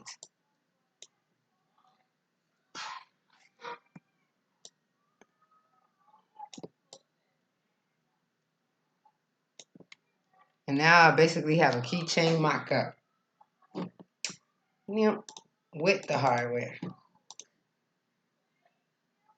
But if this was an actual PNG image, I will move this to the back so it looks like this circle is inside the hardware, but it's not an actual PNG image. I'm pretty sure if you take your time, you can locate one. But basically, that's PNGs. So you guys can go ahead and take your. Is anyone making these things now? If you are creating this with me, please comment below. If anyone is currently going to make these, you can go ahead and cut out your, I'm pretty sure you should have your thing designed and you should have some notes taken down because you should have learned a lot from this live. You can go ahead and take your design to your machine and get it cut. I have already cut out my design, so I don't need to. Now I'm going to show you guys how I do my first layering, and then I'm going to show you guys, because it takes some time to dry, I'm going to show you guys when I do the layering, I'm going to show you guys how I form the little round.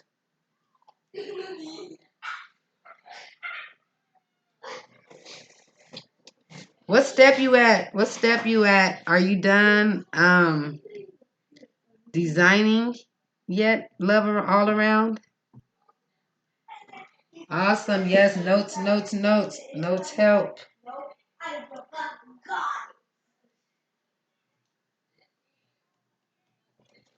Notes help. Yes, they do.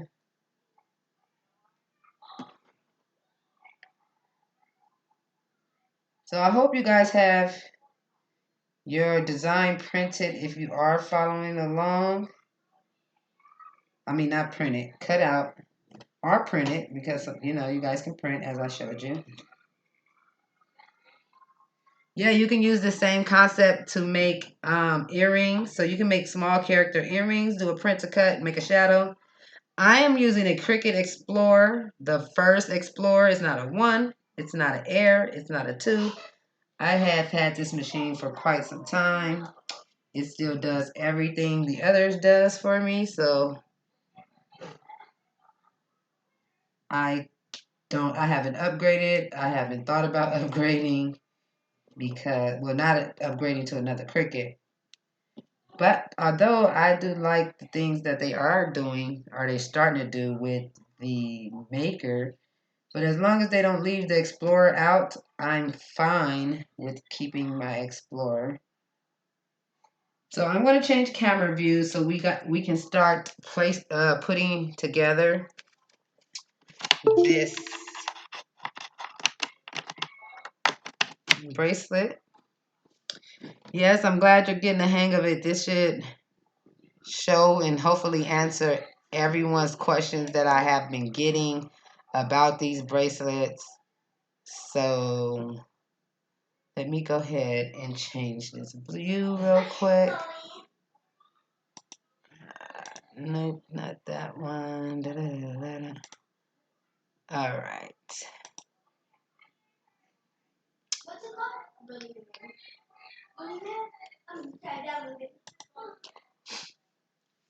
Okay, so I hope this view is good for you.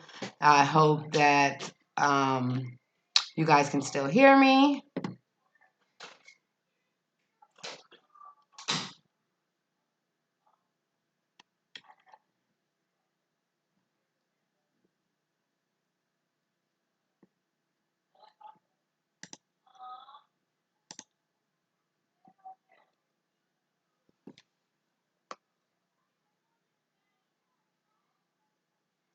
I love, after this, I'm looking for some elephants. Yeah, you can make you an elephant bracelet. Get you a little, the elephant will be easy to do. Just take the same concept I did, taking a black and white picture and making a little SVG or the printer cut. This is just a silicone mat. I have some links to different silicone mats in my Amazon page. Let me link it here. I have silicone mats basically don't stick with your Mod Podge or your epoxy or your top coat or your triple thick. whatever you're actually using as a top coat. So having silicone mats is good. I got these from Walmart for $1. I got like 8 of them, I think. 3 different colors, 4 different colors, 4 in a pack. But they were on clearance. So I don't even know where they at in the store. I just found them in a clearance. But I do have a few listed in my Amazon shop. I just hit the link there, so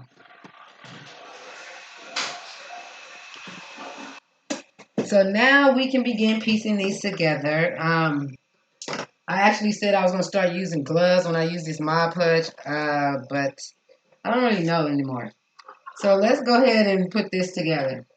I have my Mod Podge, I have my paintbrush, I have my KKs printed out. The one that we just designed, I'm going to probably cut that out later today. This one I had cut out prior because I thought this was the only one I was going to design until I got on live and start showing you guys all kind of stuff that wasn't in the itinerary. So I have 6, as you can see, for my top. And then I have my white hearts here. I have several white hearts. I think I'm only going to be doing 4. We'll see. And then I have several bottom pieces. So we're going to start with the bottom piece. As you can see, this hole for my daughter's bracelet is pretty small. This was the first bracelet I ever made, and I just took the same design and used it. I didn't tweak it or anything. On the other bracelet I'm making, of course, they're going to be bigger, but that's fine because you're basically just using a jump ring to attach your hardware. So a small hole is okay.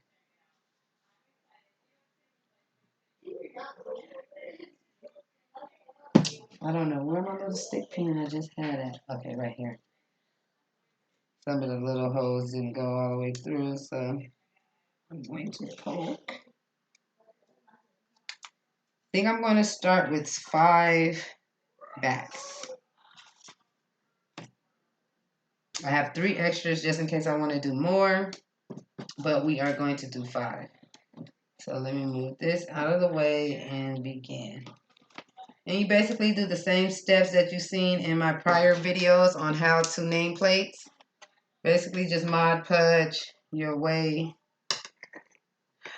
I was going to use this for my epoxy. But let's go ahead and Mod Podge.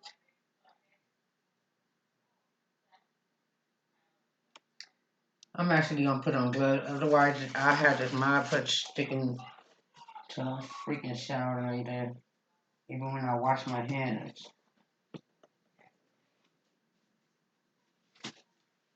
Alright, so just put a layer of Mod Podge and then layer your pieces on. If you're putting on a piece that has the, hold on, let me show you. Like my hole is kind of torn right here. It's fine. If you do have pieces where your hole kind of torn because your machine didn't cut too well because you needed to change the needle, yep, that's what I need to do. It's fine. Just put those like in the middle. So you go ahead and just layer all your pieces. And like I said, this one is actually fits my wrist. Sorry, I have this thing in my mouth. When I actually created this, I just measured my wrist and went from there. I didn't even measure my daughter's wrist, and it was perfect.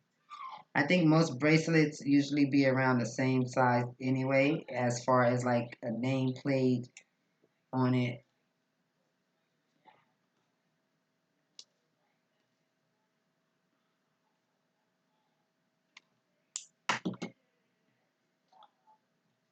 I didn't poke this hole all the way through.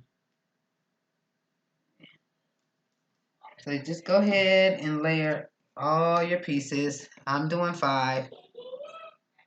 Yes, please don't forget thumbs up, like, subscribe, hit the notification buttons, tell your friends. My page just got monetized, you guys, a few days ago. I actually was supposed to do something, so my ads didn't actually start showing up until today. I didn't know it was another step I needed to do, but I am now monetized. And if you guys watch at least 10 to 20 seconds of the video, I believe I get paid a little small commission. I'm not sure how much, but I would want to get paid. So go ahead and make sure I get paid and watch those videos so I can continue to buy things. And look at my heart is in there. So I can continue to buy things and make more videos for you guys.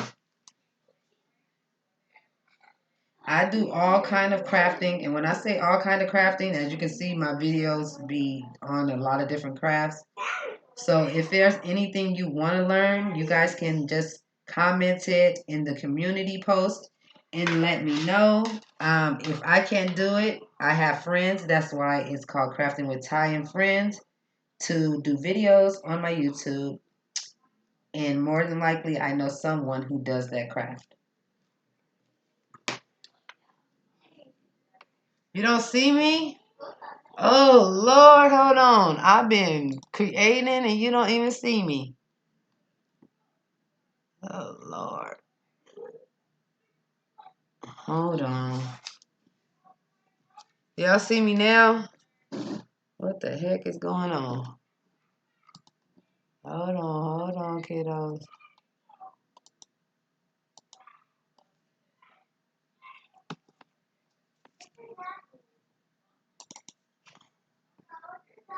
Give me a second, guys. Okay, there we go, there we go. I'm sorry. Can y'all see me now? All right, I done already layered the 5 pieces to the bottom. So basically I did the same thing that I did in my videos. I am so sorry, y'all. I swear my next videos will be so much better. I will actually have some interacting things going on. We'll take an intermission break. I did have a whole little setup where we had, I'm going to show you guys right now, where I had like an intermission set up where we can still talk, or, you know, a break where we'll be right back. So I did have some things set up, but we didn't get a chance to move around. But next time, I will be having some little giveaways, spin the wheels for those who watch and interact with the live. I will definitely have some things to give away on my next live. I just have to watch a few videos on how to work this app thing that I had to download. So I already have my 5 layers to my back done. Now I am basically going to add my second layers. Now you see my back. I want to start forming it here. So what I'm going to do is take another layer of Mod Podge on the top.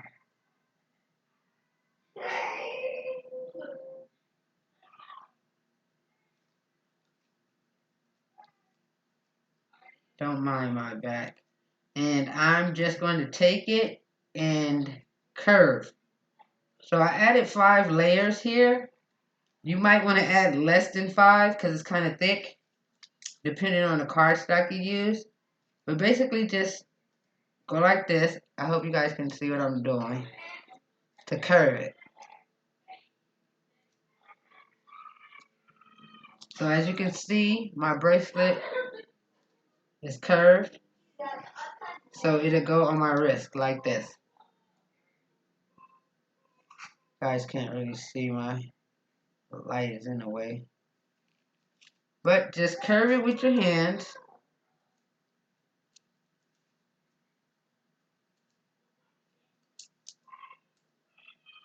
And now it should be curved so when it sits, it actually sits kind of like this. That's the question I kept getting a lot of how to curve your bracelet. And basically, you just do it by hand. It's very easy. You want to do it before it gets too hard.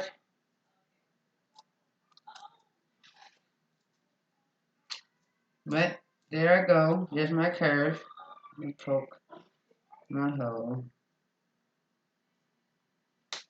And now I'm going to start adding my KK on. So what I'm going to do is layer this. So I'm going to have my K right here. And then I'm going to have my heart. If I can pick it up. On here. And then I'm going to put another K on top of that heart. So it's going to be topped like this. Now you can put both K's down first and top your heart on there. It just depends on what you want to do. Hold on, I'm trying to show you guys the look.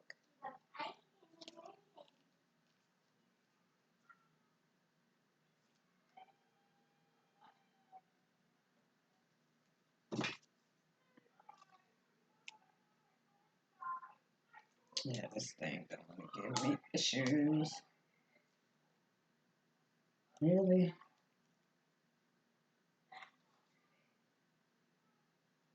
Alright. Let me just start going. Basically, you can layer these however you want. But I'm going to layer it the same kind of way I did the first one. If it starts to bend back, just keep on bending. Once it gets kind of harder, it just keeps its shape.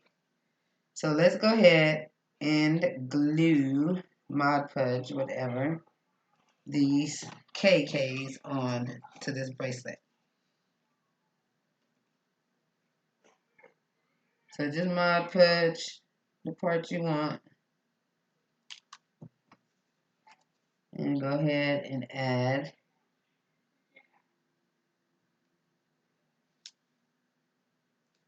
Now you can go ahead, like I'm going to do right now actually. You can go ahead and take the items you need to layer and layer all of them separate before you put them on your keychain.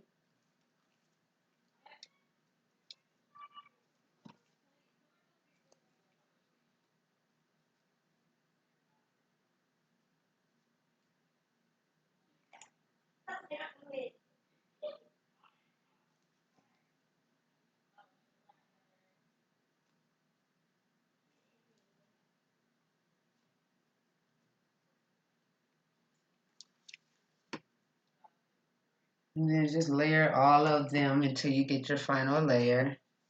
Any questions? I know I probably done went into details about almost everything.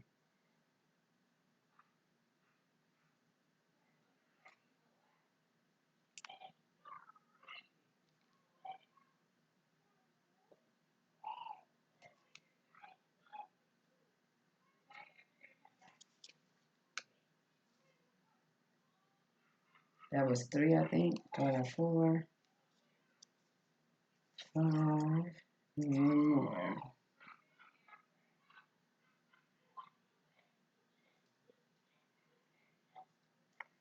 I said I was going to do 6, but I think I'm going to stick with 5.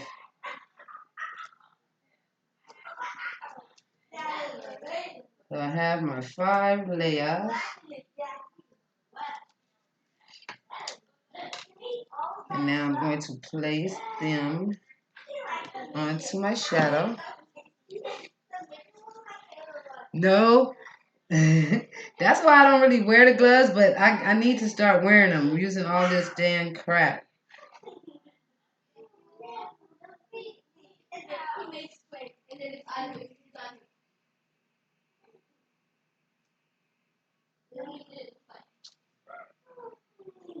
Putting these on might bend your thing a little out of shape, but just like I told you before, you can shape it. You can wait to shape. You can wait to shape it to the end.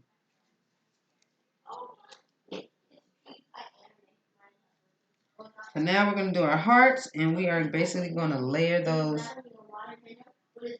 together. So that's 1, 2.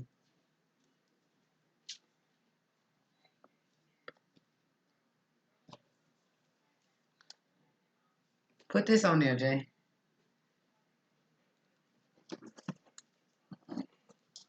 So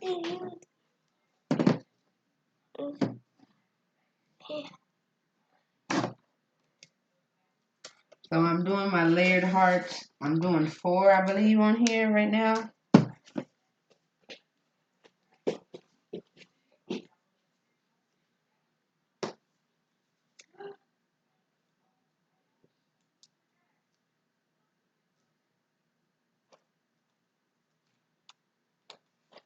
Alright, so I have my hearts here. I'm actually going to do another one on here right now. After I place it here.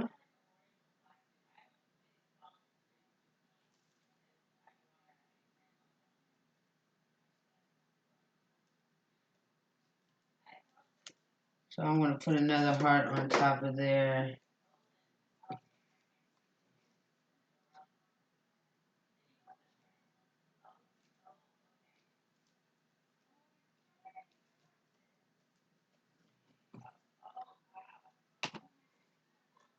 And now we're going to add tie, the rest of K. But yeah, I don't like.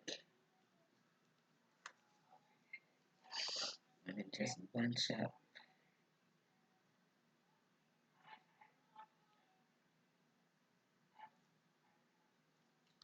Alright. We should definitely put them together before we put it on the shadow.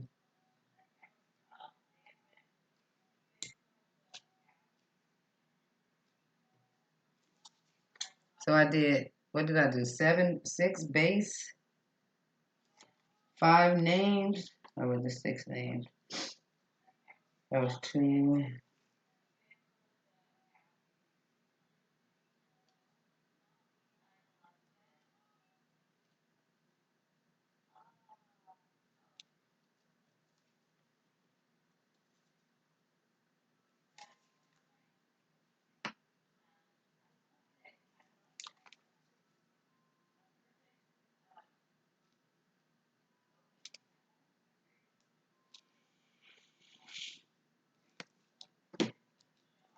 Alright, one more, and then we'll put it on the bracelet, and then we'll form it again, because as you can see, it doesn't have its shape as much.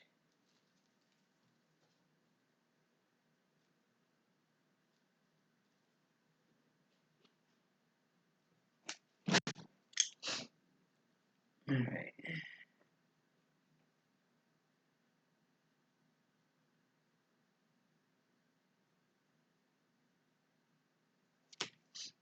Alright, so let's pick this up.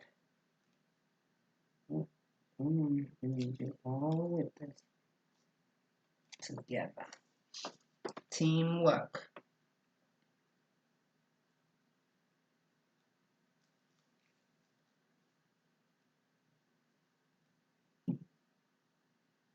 Our layering is a bit off, but no biggie. Now I basically have my KK bracelet ready to dry after I shape it and to apply Mod Podge. Not Mod Podge. Either triple thick or clear coat. This is what I've been using in my last couple videos. On this one, I'm actually going to do epoxy. I'm going to make a few different things before I epoxy this one so I can have a few items that need to be epoxied. Now your shape. If you need to add more Mod Podge for something to stick, do so. Oops, what the hell? Apply some Mod Podge to the back if you need to. But sometimes this paper want to act funny. But you shape and you basically have your bracelet. So once this dries, I'm going to place epoxy on it. I don't know if you guys can really see that too good. My light is kicking my behind over here. But that is how I shape my bracelets. And as you can see, it will fit perfect on my wrist. And just add my hardware. And I'm good to go.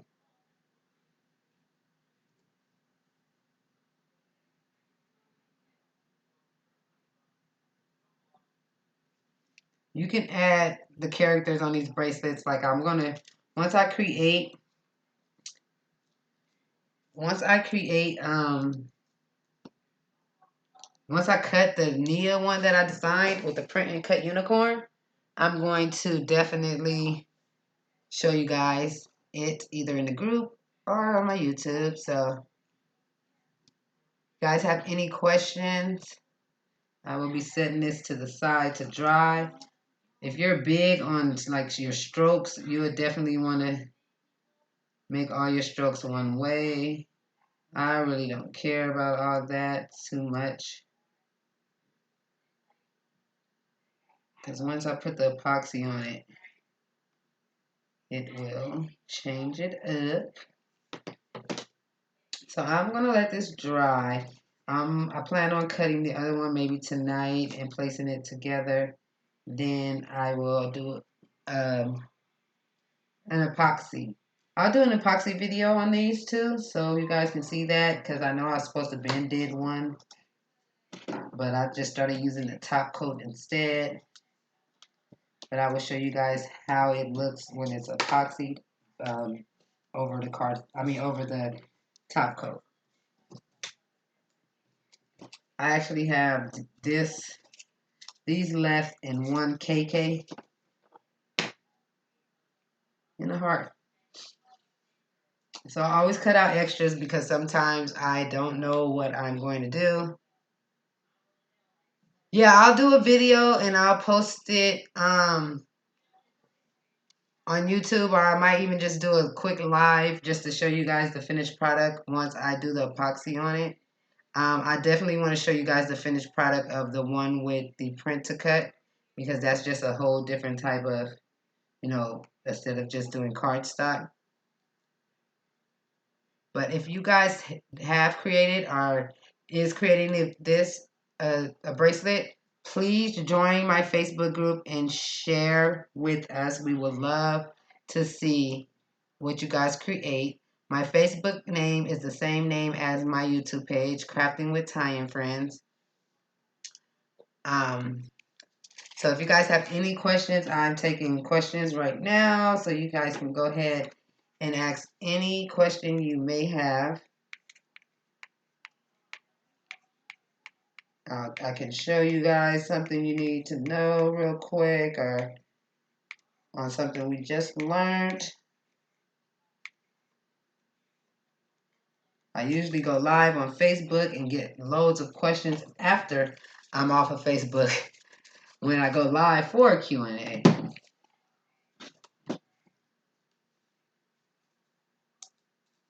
I always come and just make sure it's still being shaped right before it actually super hardens. But we should be good. You can see that curvage. This webcam is pretty bad.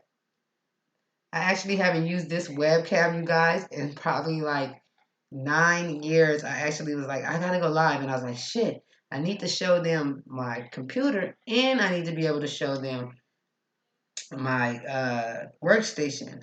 So I'm like, I gotta figure out a way to do that. And then this is how I figured out. I was like, oh, I got this webcam. And the thing is, I tried to download the software for this webcam and I can't, because Kodak no longer gives you the software for this webcam. This is how old the webcam is. They say, oh, if you already have the software, we'll still give you help. But if you don't have the software, there's no way you can get the software. So this shit just happened to work when on with this I couldn't get it to work by itself because I couldn't download the software. But once I downloaded this app right here where I can add all this extra stuff, then it it started working. So I was like, hey, no complaining. No complaining over here. None at all. Hold on, guys. I'm trying to change the viewing, and for some reason, I can't.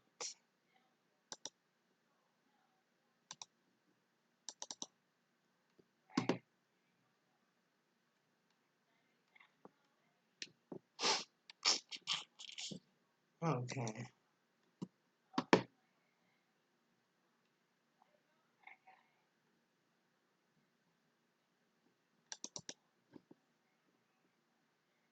Hmm.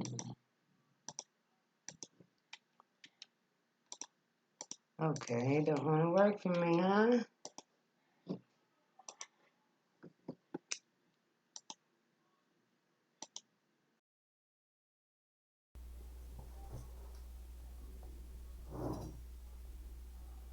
Trying to see if you guys have any more questions.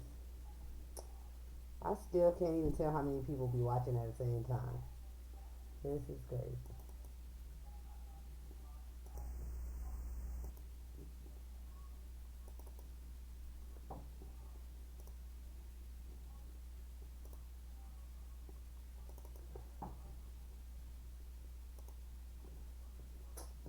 Alright, let me go ahead and change this thing. Oh, it did change already. Hey guys, I didn't know it changed. So if you guys have any questions you guys need an answer, you guys can go ahead and ask me now.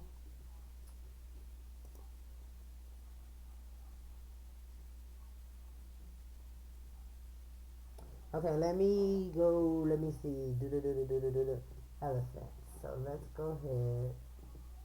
Let me put you back on my live scene really quick.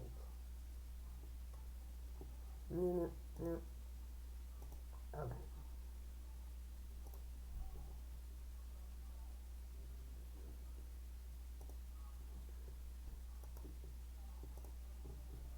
Okay, so let's find an elephant that you can actually use. What you're making? A keychain, earrings, a bracelet. You're welcome. Thank you guys for sticking around and watching this long video. I do believe we've been on for a while. I promise the next time I do a live on YouTube, not on Facebook because I might be going live in a few days on Facebook, but the next time I do a live on YouTube, I'm going to know how to stream it to Facebook, and I'm going to know how to be able to do these prizes with you guys, to spin the wheel. So if you have been on live and sticking around and watching, you'll get prizes. It's some other type of things where I can give you guys points to use in a shop that I can create here. There's just a lot of stuff that I got to figure out. There's a thing called Super Chat where you guys can donate. I did put Super Chat in the description, but there's a thing called Super Chat where you guys can donate to me randomly if you guys want. Um, so yes, I will be figuring out a lot of things with this live, and I promise to bring you guys some great lives with some entertainment next time, where we got breaks, where we can go eat, where we can drink, just where we all can just come in and watch and learn something crafty, or just a Q&A. But let's get back to finding you an elephant. So we're gonna go to just elephant. Do you want like a cute elephant? Tell me what you're making with it, Renee. So then I can find one that will work. Are you making a keychain? Is it like for the sorority type keychain? So you would do this type of elephant and not like a cute style elephant.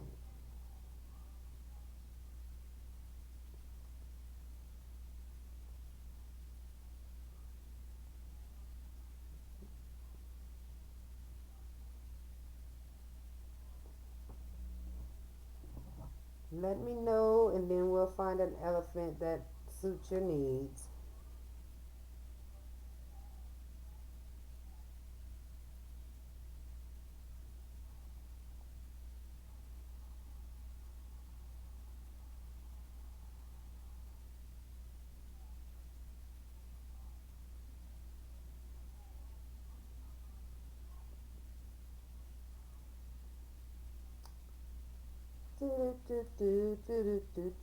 35 for that. Let me know. I'm looking for your comment. If you let me know what you're gonna do with it, Renee, I can find you an elephant right now on this live and show you guys and give you a rundown on how to make it to whatever you're gonna make.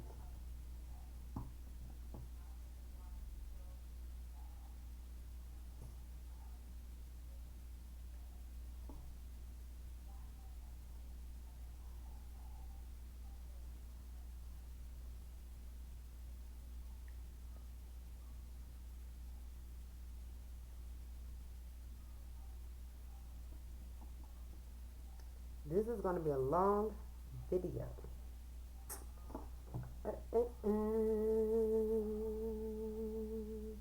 Okay, a keychain. So like an EKA one, right? I mean like an EKA, Lord. That's my kid's school. Don't pay me no mind. So is this elephant good? Let's see, like a regular elephant, or did you want like a let's try this elephant. Or did you want like a arty style elephant? So let's go ahead and save this to our PNGs.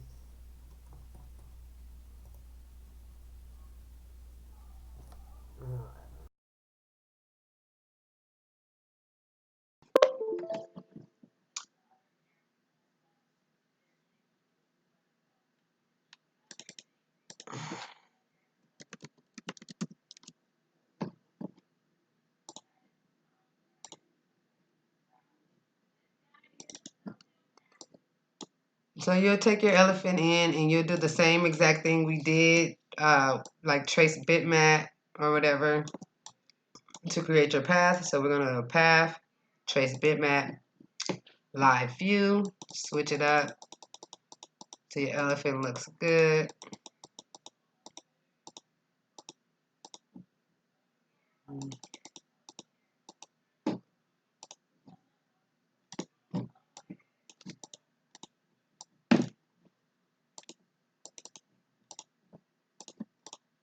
I usually like to keep the actual image still there for reference because once you break it apart, everything goes black. And that wasn't the image.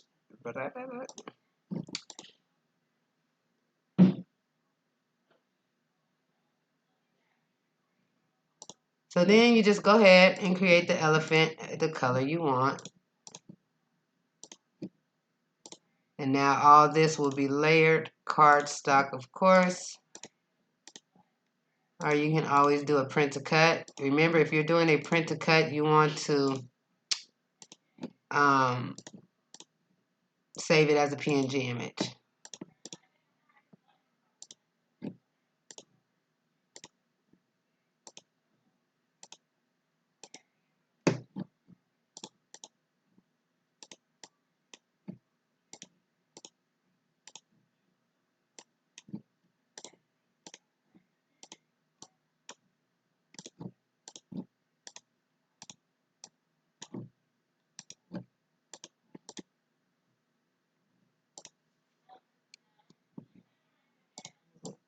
And do all of this.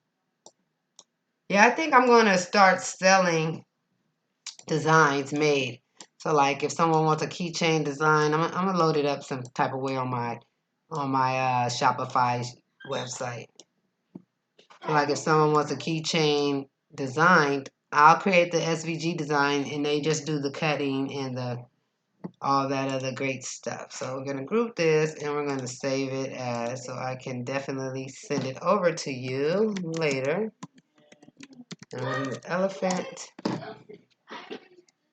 If you message me, I would definitely send you this elephant over.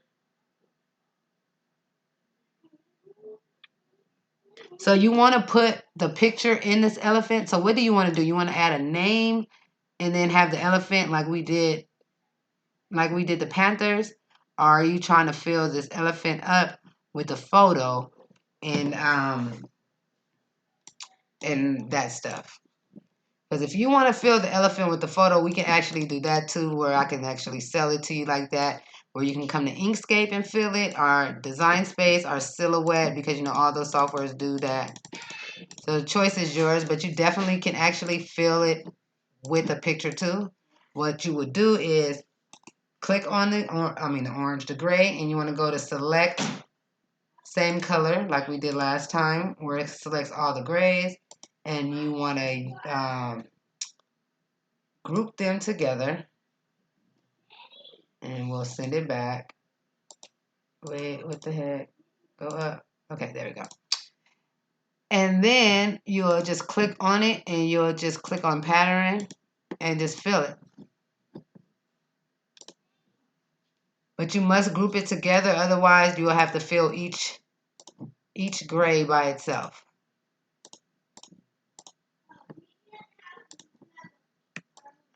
So now I have my elephant with the family inside.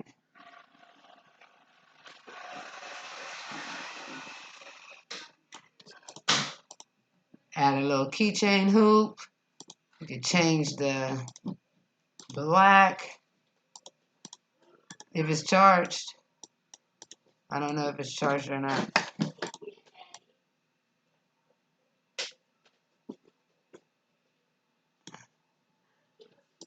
So I'll take my black, and I actually want to select all the black, and I want to change my black to red. Oh, no, no, no, wrong thing.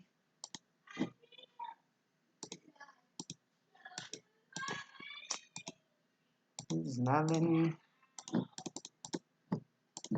select my black. Okay. So we're going to select same color, and we're going to change to red.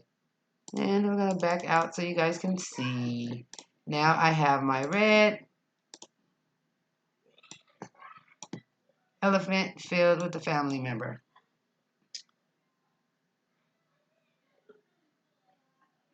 Okay, so you basically just want the SVG just like this where you can fill it. So the colors combine together and you can change and fill. All right, so my SVGs usually go around 350 or more, just depending on all that. So I will actually load this SVG to my site. If you are in my Facebook group, I will post once I load it. So just be looking out for that. And I'll probably make a post too on about the designs for the keychains and stuff that I will sell. So like if you wanted to add a name here where it says Coco whatever and you wanted me to design it, I can actually do that too. So yes, it is so many things you can do with this concept. It's so many things you can make. You can make charms for bracelets. So you can make little girls Pandora bracelets. Just call them whatever your business name is and sell little charms to go for them to add on. You can make these charms using this same method. You can make charms for badge rails or whatever you create. You could actually make so many things with this concept.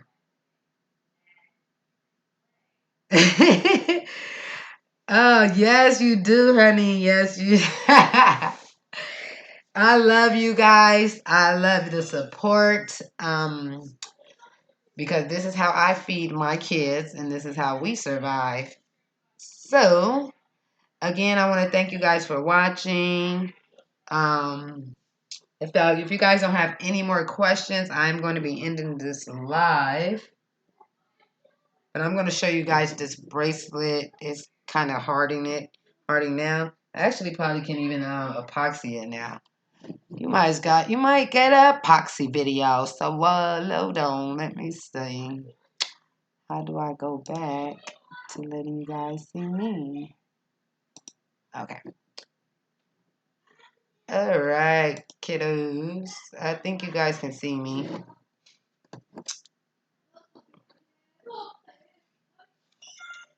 I think you can see me.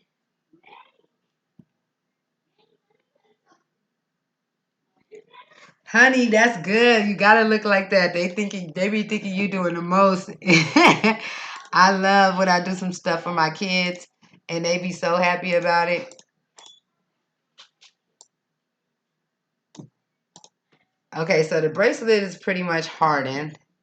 Let me get up off of this. So the bracelet pretty much hardened. As you can see, you probably can see it better with this webcam. It pretty much dried, so I'm actually going to epoxy it now while we're on the video. I'm going to open my window because I cannot be smelling that stuff in my room like that. So give me a second to open my window and actually get some epoxy poured into my cups. If you are still following along and your thing has dried, you can go ahead and get your epoxy together, or you can go ahead and get um, your top coat or your triple coat or whatever coat you are currently going to be using.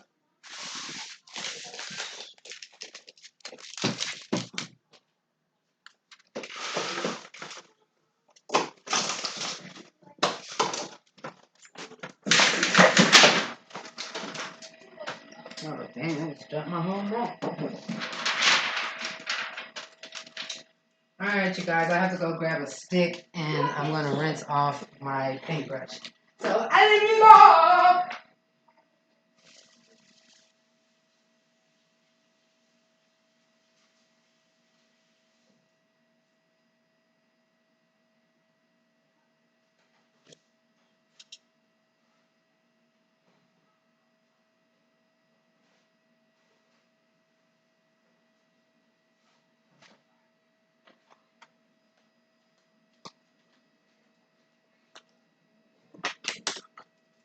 Alright, so I have my little medicine cups that I'm pouring my epoxy in. I'm not going to be pouring too much because I'm only coating this one thing.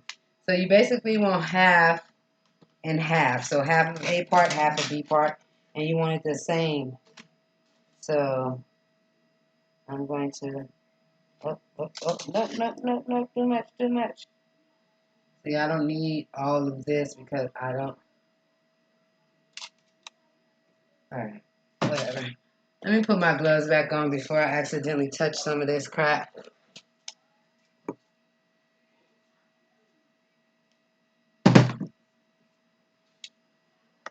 Alrighty.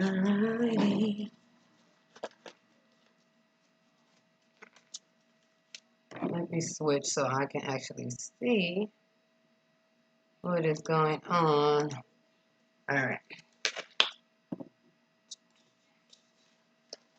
I'm going to switch to the other camera once I get everything.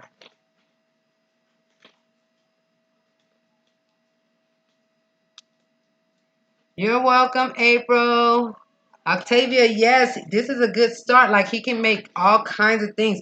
And kids right now are into all kind of little characters and all this anime stuff. And he can completely make all that crap as bracelets, as bag for kids, as a bag zip ties that you put on your backpack, um, as a lot of different things.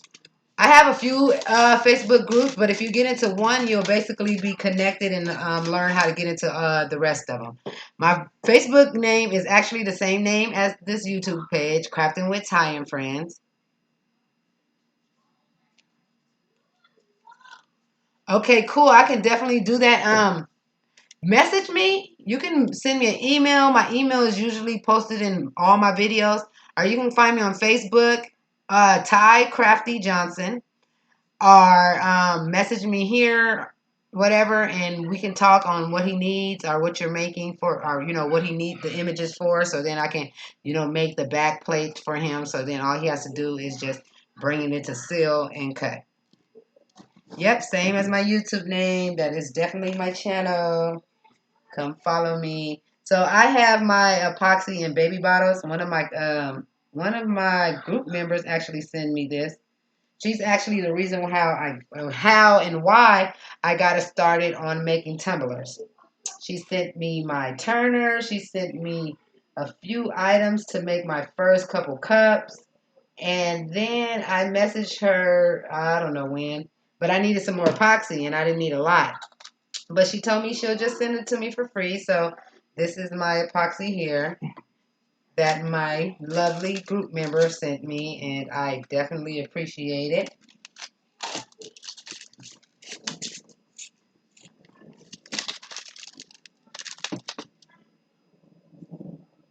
The ones with the book bags with the glitter shakes in it. I'm not sure what you're talking about. You're gonna have to show me, but I'm pretty sure I know how to make it. So I have my part A and part B, and I'm going to mix them together using my popsicle stick, and I'm going to stir as slow as possible. The slower you stir, you're supposed to get less bubbles. So if you are following along, I hope you are actually at the same step I am. Either you're getting ready to epoxy, or you are getting ready to do your triple thick or your top coat.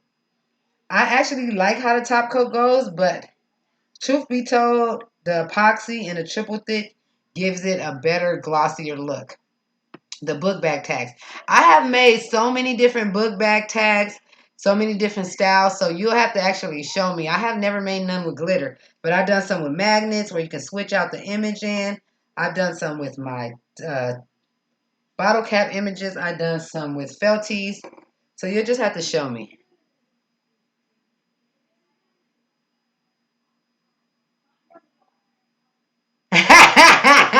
Tell him, yep. Tell him this. Tell him you just got a full class or hours on doing some stuff.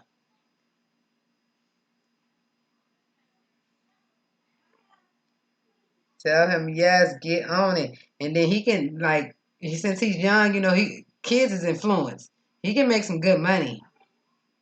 He can definitely make some good money. Teams, all the stuff they're into, all the little clubs they got, card clubs. He can make things. Card clubs are definitely keychains for card clubs.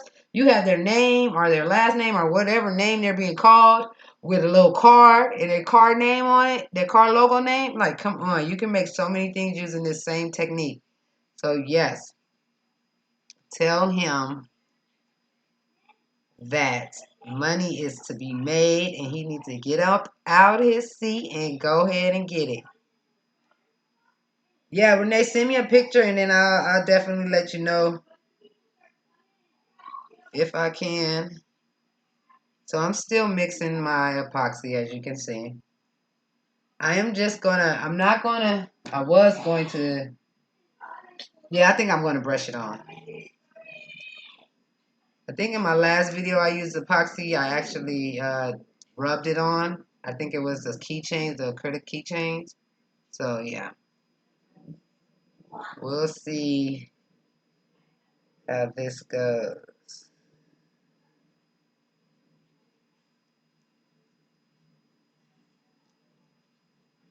And this is actually a lot more epoxy than I need. And I don't have nothing else to epoxy. I think I should make no, that's gonna take too long. I should have made a pop dot.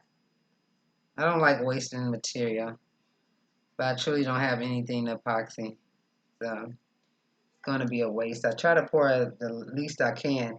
I need some squirt bottles for this, so then I don't have to pour and get too much. So just stir till starts getting clear. You want it as clear as possible. Again, the slower you stir, the less bubbles you supposedly have. But I just think you get bubbles regardless. So it's almost all the way clear for me. That's just making sure you get part A and part B mixed together. Good. And now we're gonna go to our mat and put some epoxy onto my keychain.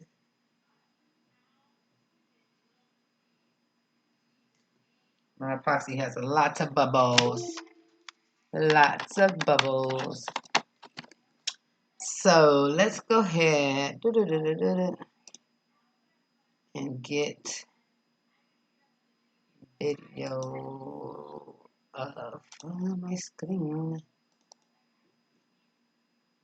All right, all right.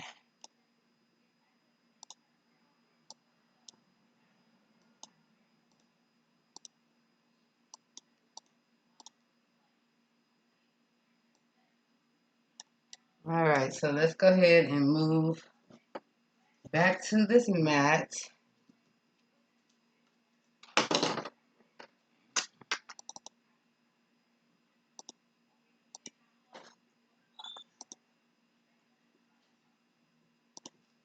All right, so we have our design here. You actually can see it a little better now for some reason. I don't know. I ain't doing nothing to this camera though. And I have my epoxy here. And I have my brush. And we are just basically going to brush our epoxy onto our keychain. You can actually pour and use your fingers, but I'm going to brush. If you are using epoxy, use gloves. You can go ahead and use no gloves with that Mod Podge, but with this epoxy, please use gloves. I do not need nobody coming back telling me they had an allergic reaction, their fingers fell off, none of that. It's people having allergic reactions just from breathing in this epoxy. So please, please, please, if you are using epoxy or triple thick, wear gloves. We supposed to be actually wearing gloves when we use E6000. We supposed to be using masks. We supposed to be using all kind of stuff when we using some of these products. We supposed to use gloves too when we use Mod Podge, but I done been without gloves using Mod Podge for so long. I'm all right with it. But definitely with this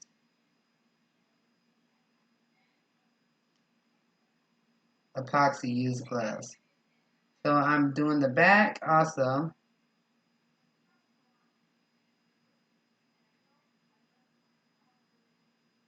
You want to make sure you get your sides, all the good stuff, all your little edges, because remember this is paper, so you want to seal in all your parts, because this is paper, and paper when wet messes up. This is my daughter's second bracelet. Her first one messed up, the one you guys actually see in those photos. And it messed up because I forgot to put the final layer on it, thinking I did because it was sitting for so long, and I didn't. So when she went to a little water park, it really completely just fell apart. I still have her hardware because I'm going to reuse it for this one. So basically, you just go ahead and get your epoxy on.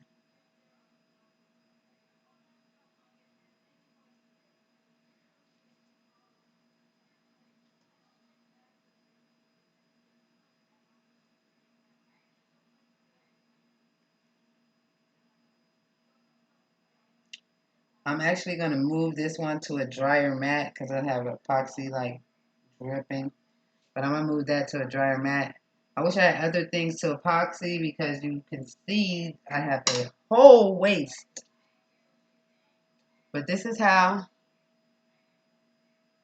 the epoxy looks. You want to actually epoxy the back too because it's paper and you don't want that to be that element of any part of this bracelet to be subject to water. No matter how much Mod Podge you placed on this, if your Mod Podge isn't dishwasher safe, meaning waterproof, then there it will mess up. So I'm going to transfer this to my drying green mat. Place it to the side, and tomorrow it should be cured or somewhat cured as best as we possibly can get it cured. And I will make a little video showing you guys how I attach my hardware, I guess, and the finishing results. I'm just making sure that I got all the little spots on the outer. If you need to, once it's dry, if you need to place another coat on there, you can always place another coat on there. So I am done with that bracelet.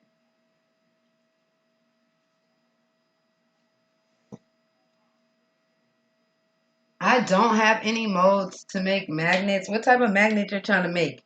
The magnets I have made, I usually make them using my felties, or I make them like I print. So I would print it and then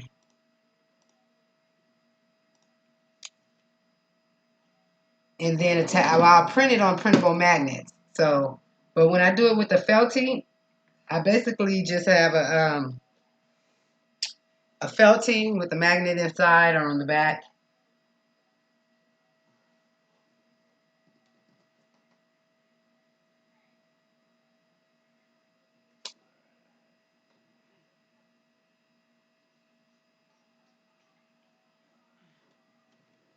Checking out that bracelet, making sure I didn't do any parts. Okay, you guys, I'm about to end this live. We've been on for a while, 3 hours and 14 minutes actually. It says we have 4 viewers. I don't know who's viewing. I don't know how to tell who's viewing, but we will definitely know how to do all of that this next go around. Do, do, do, do. Let's see.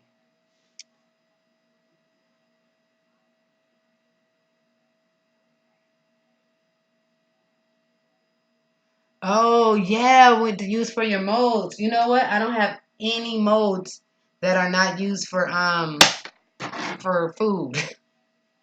I need to buy some. You're right. I can make little keychains and little things and oh my God, you're so right. I don't have like not one mold to do that with. Thank you, thank you, thank you. I think I did pretty good too for my first live. I think I done pretty well.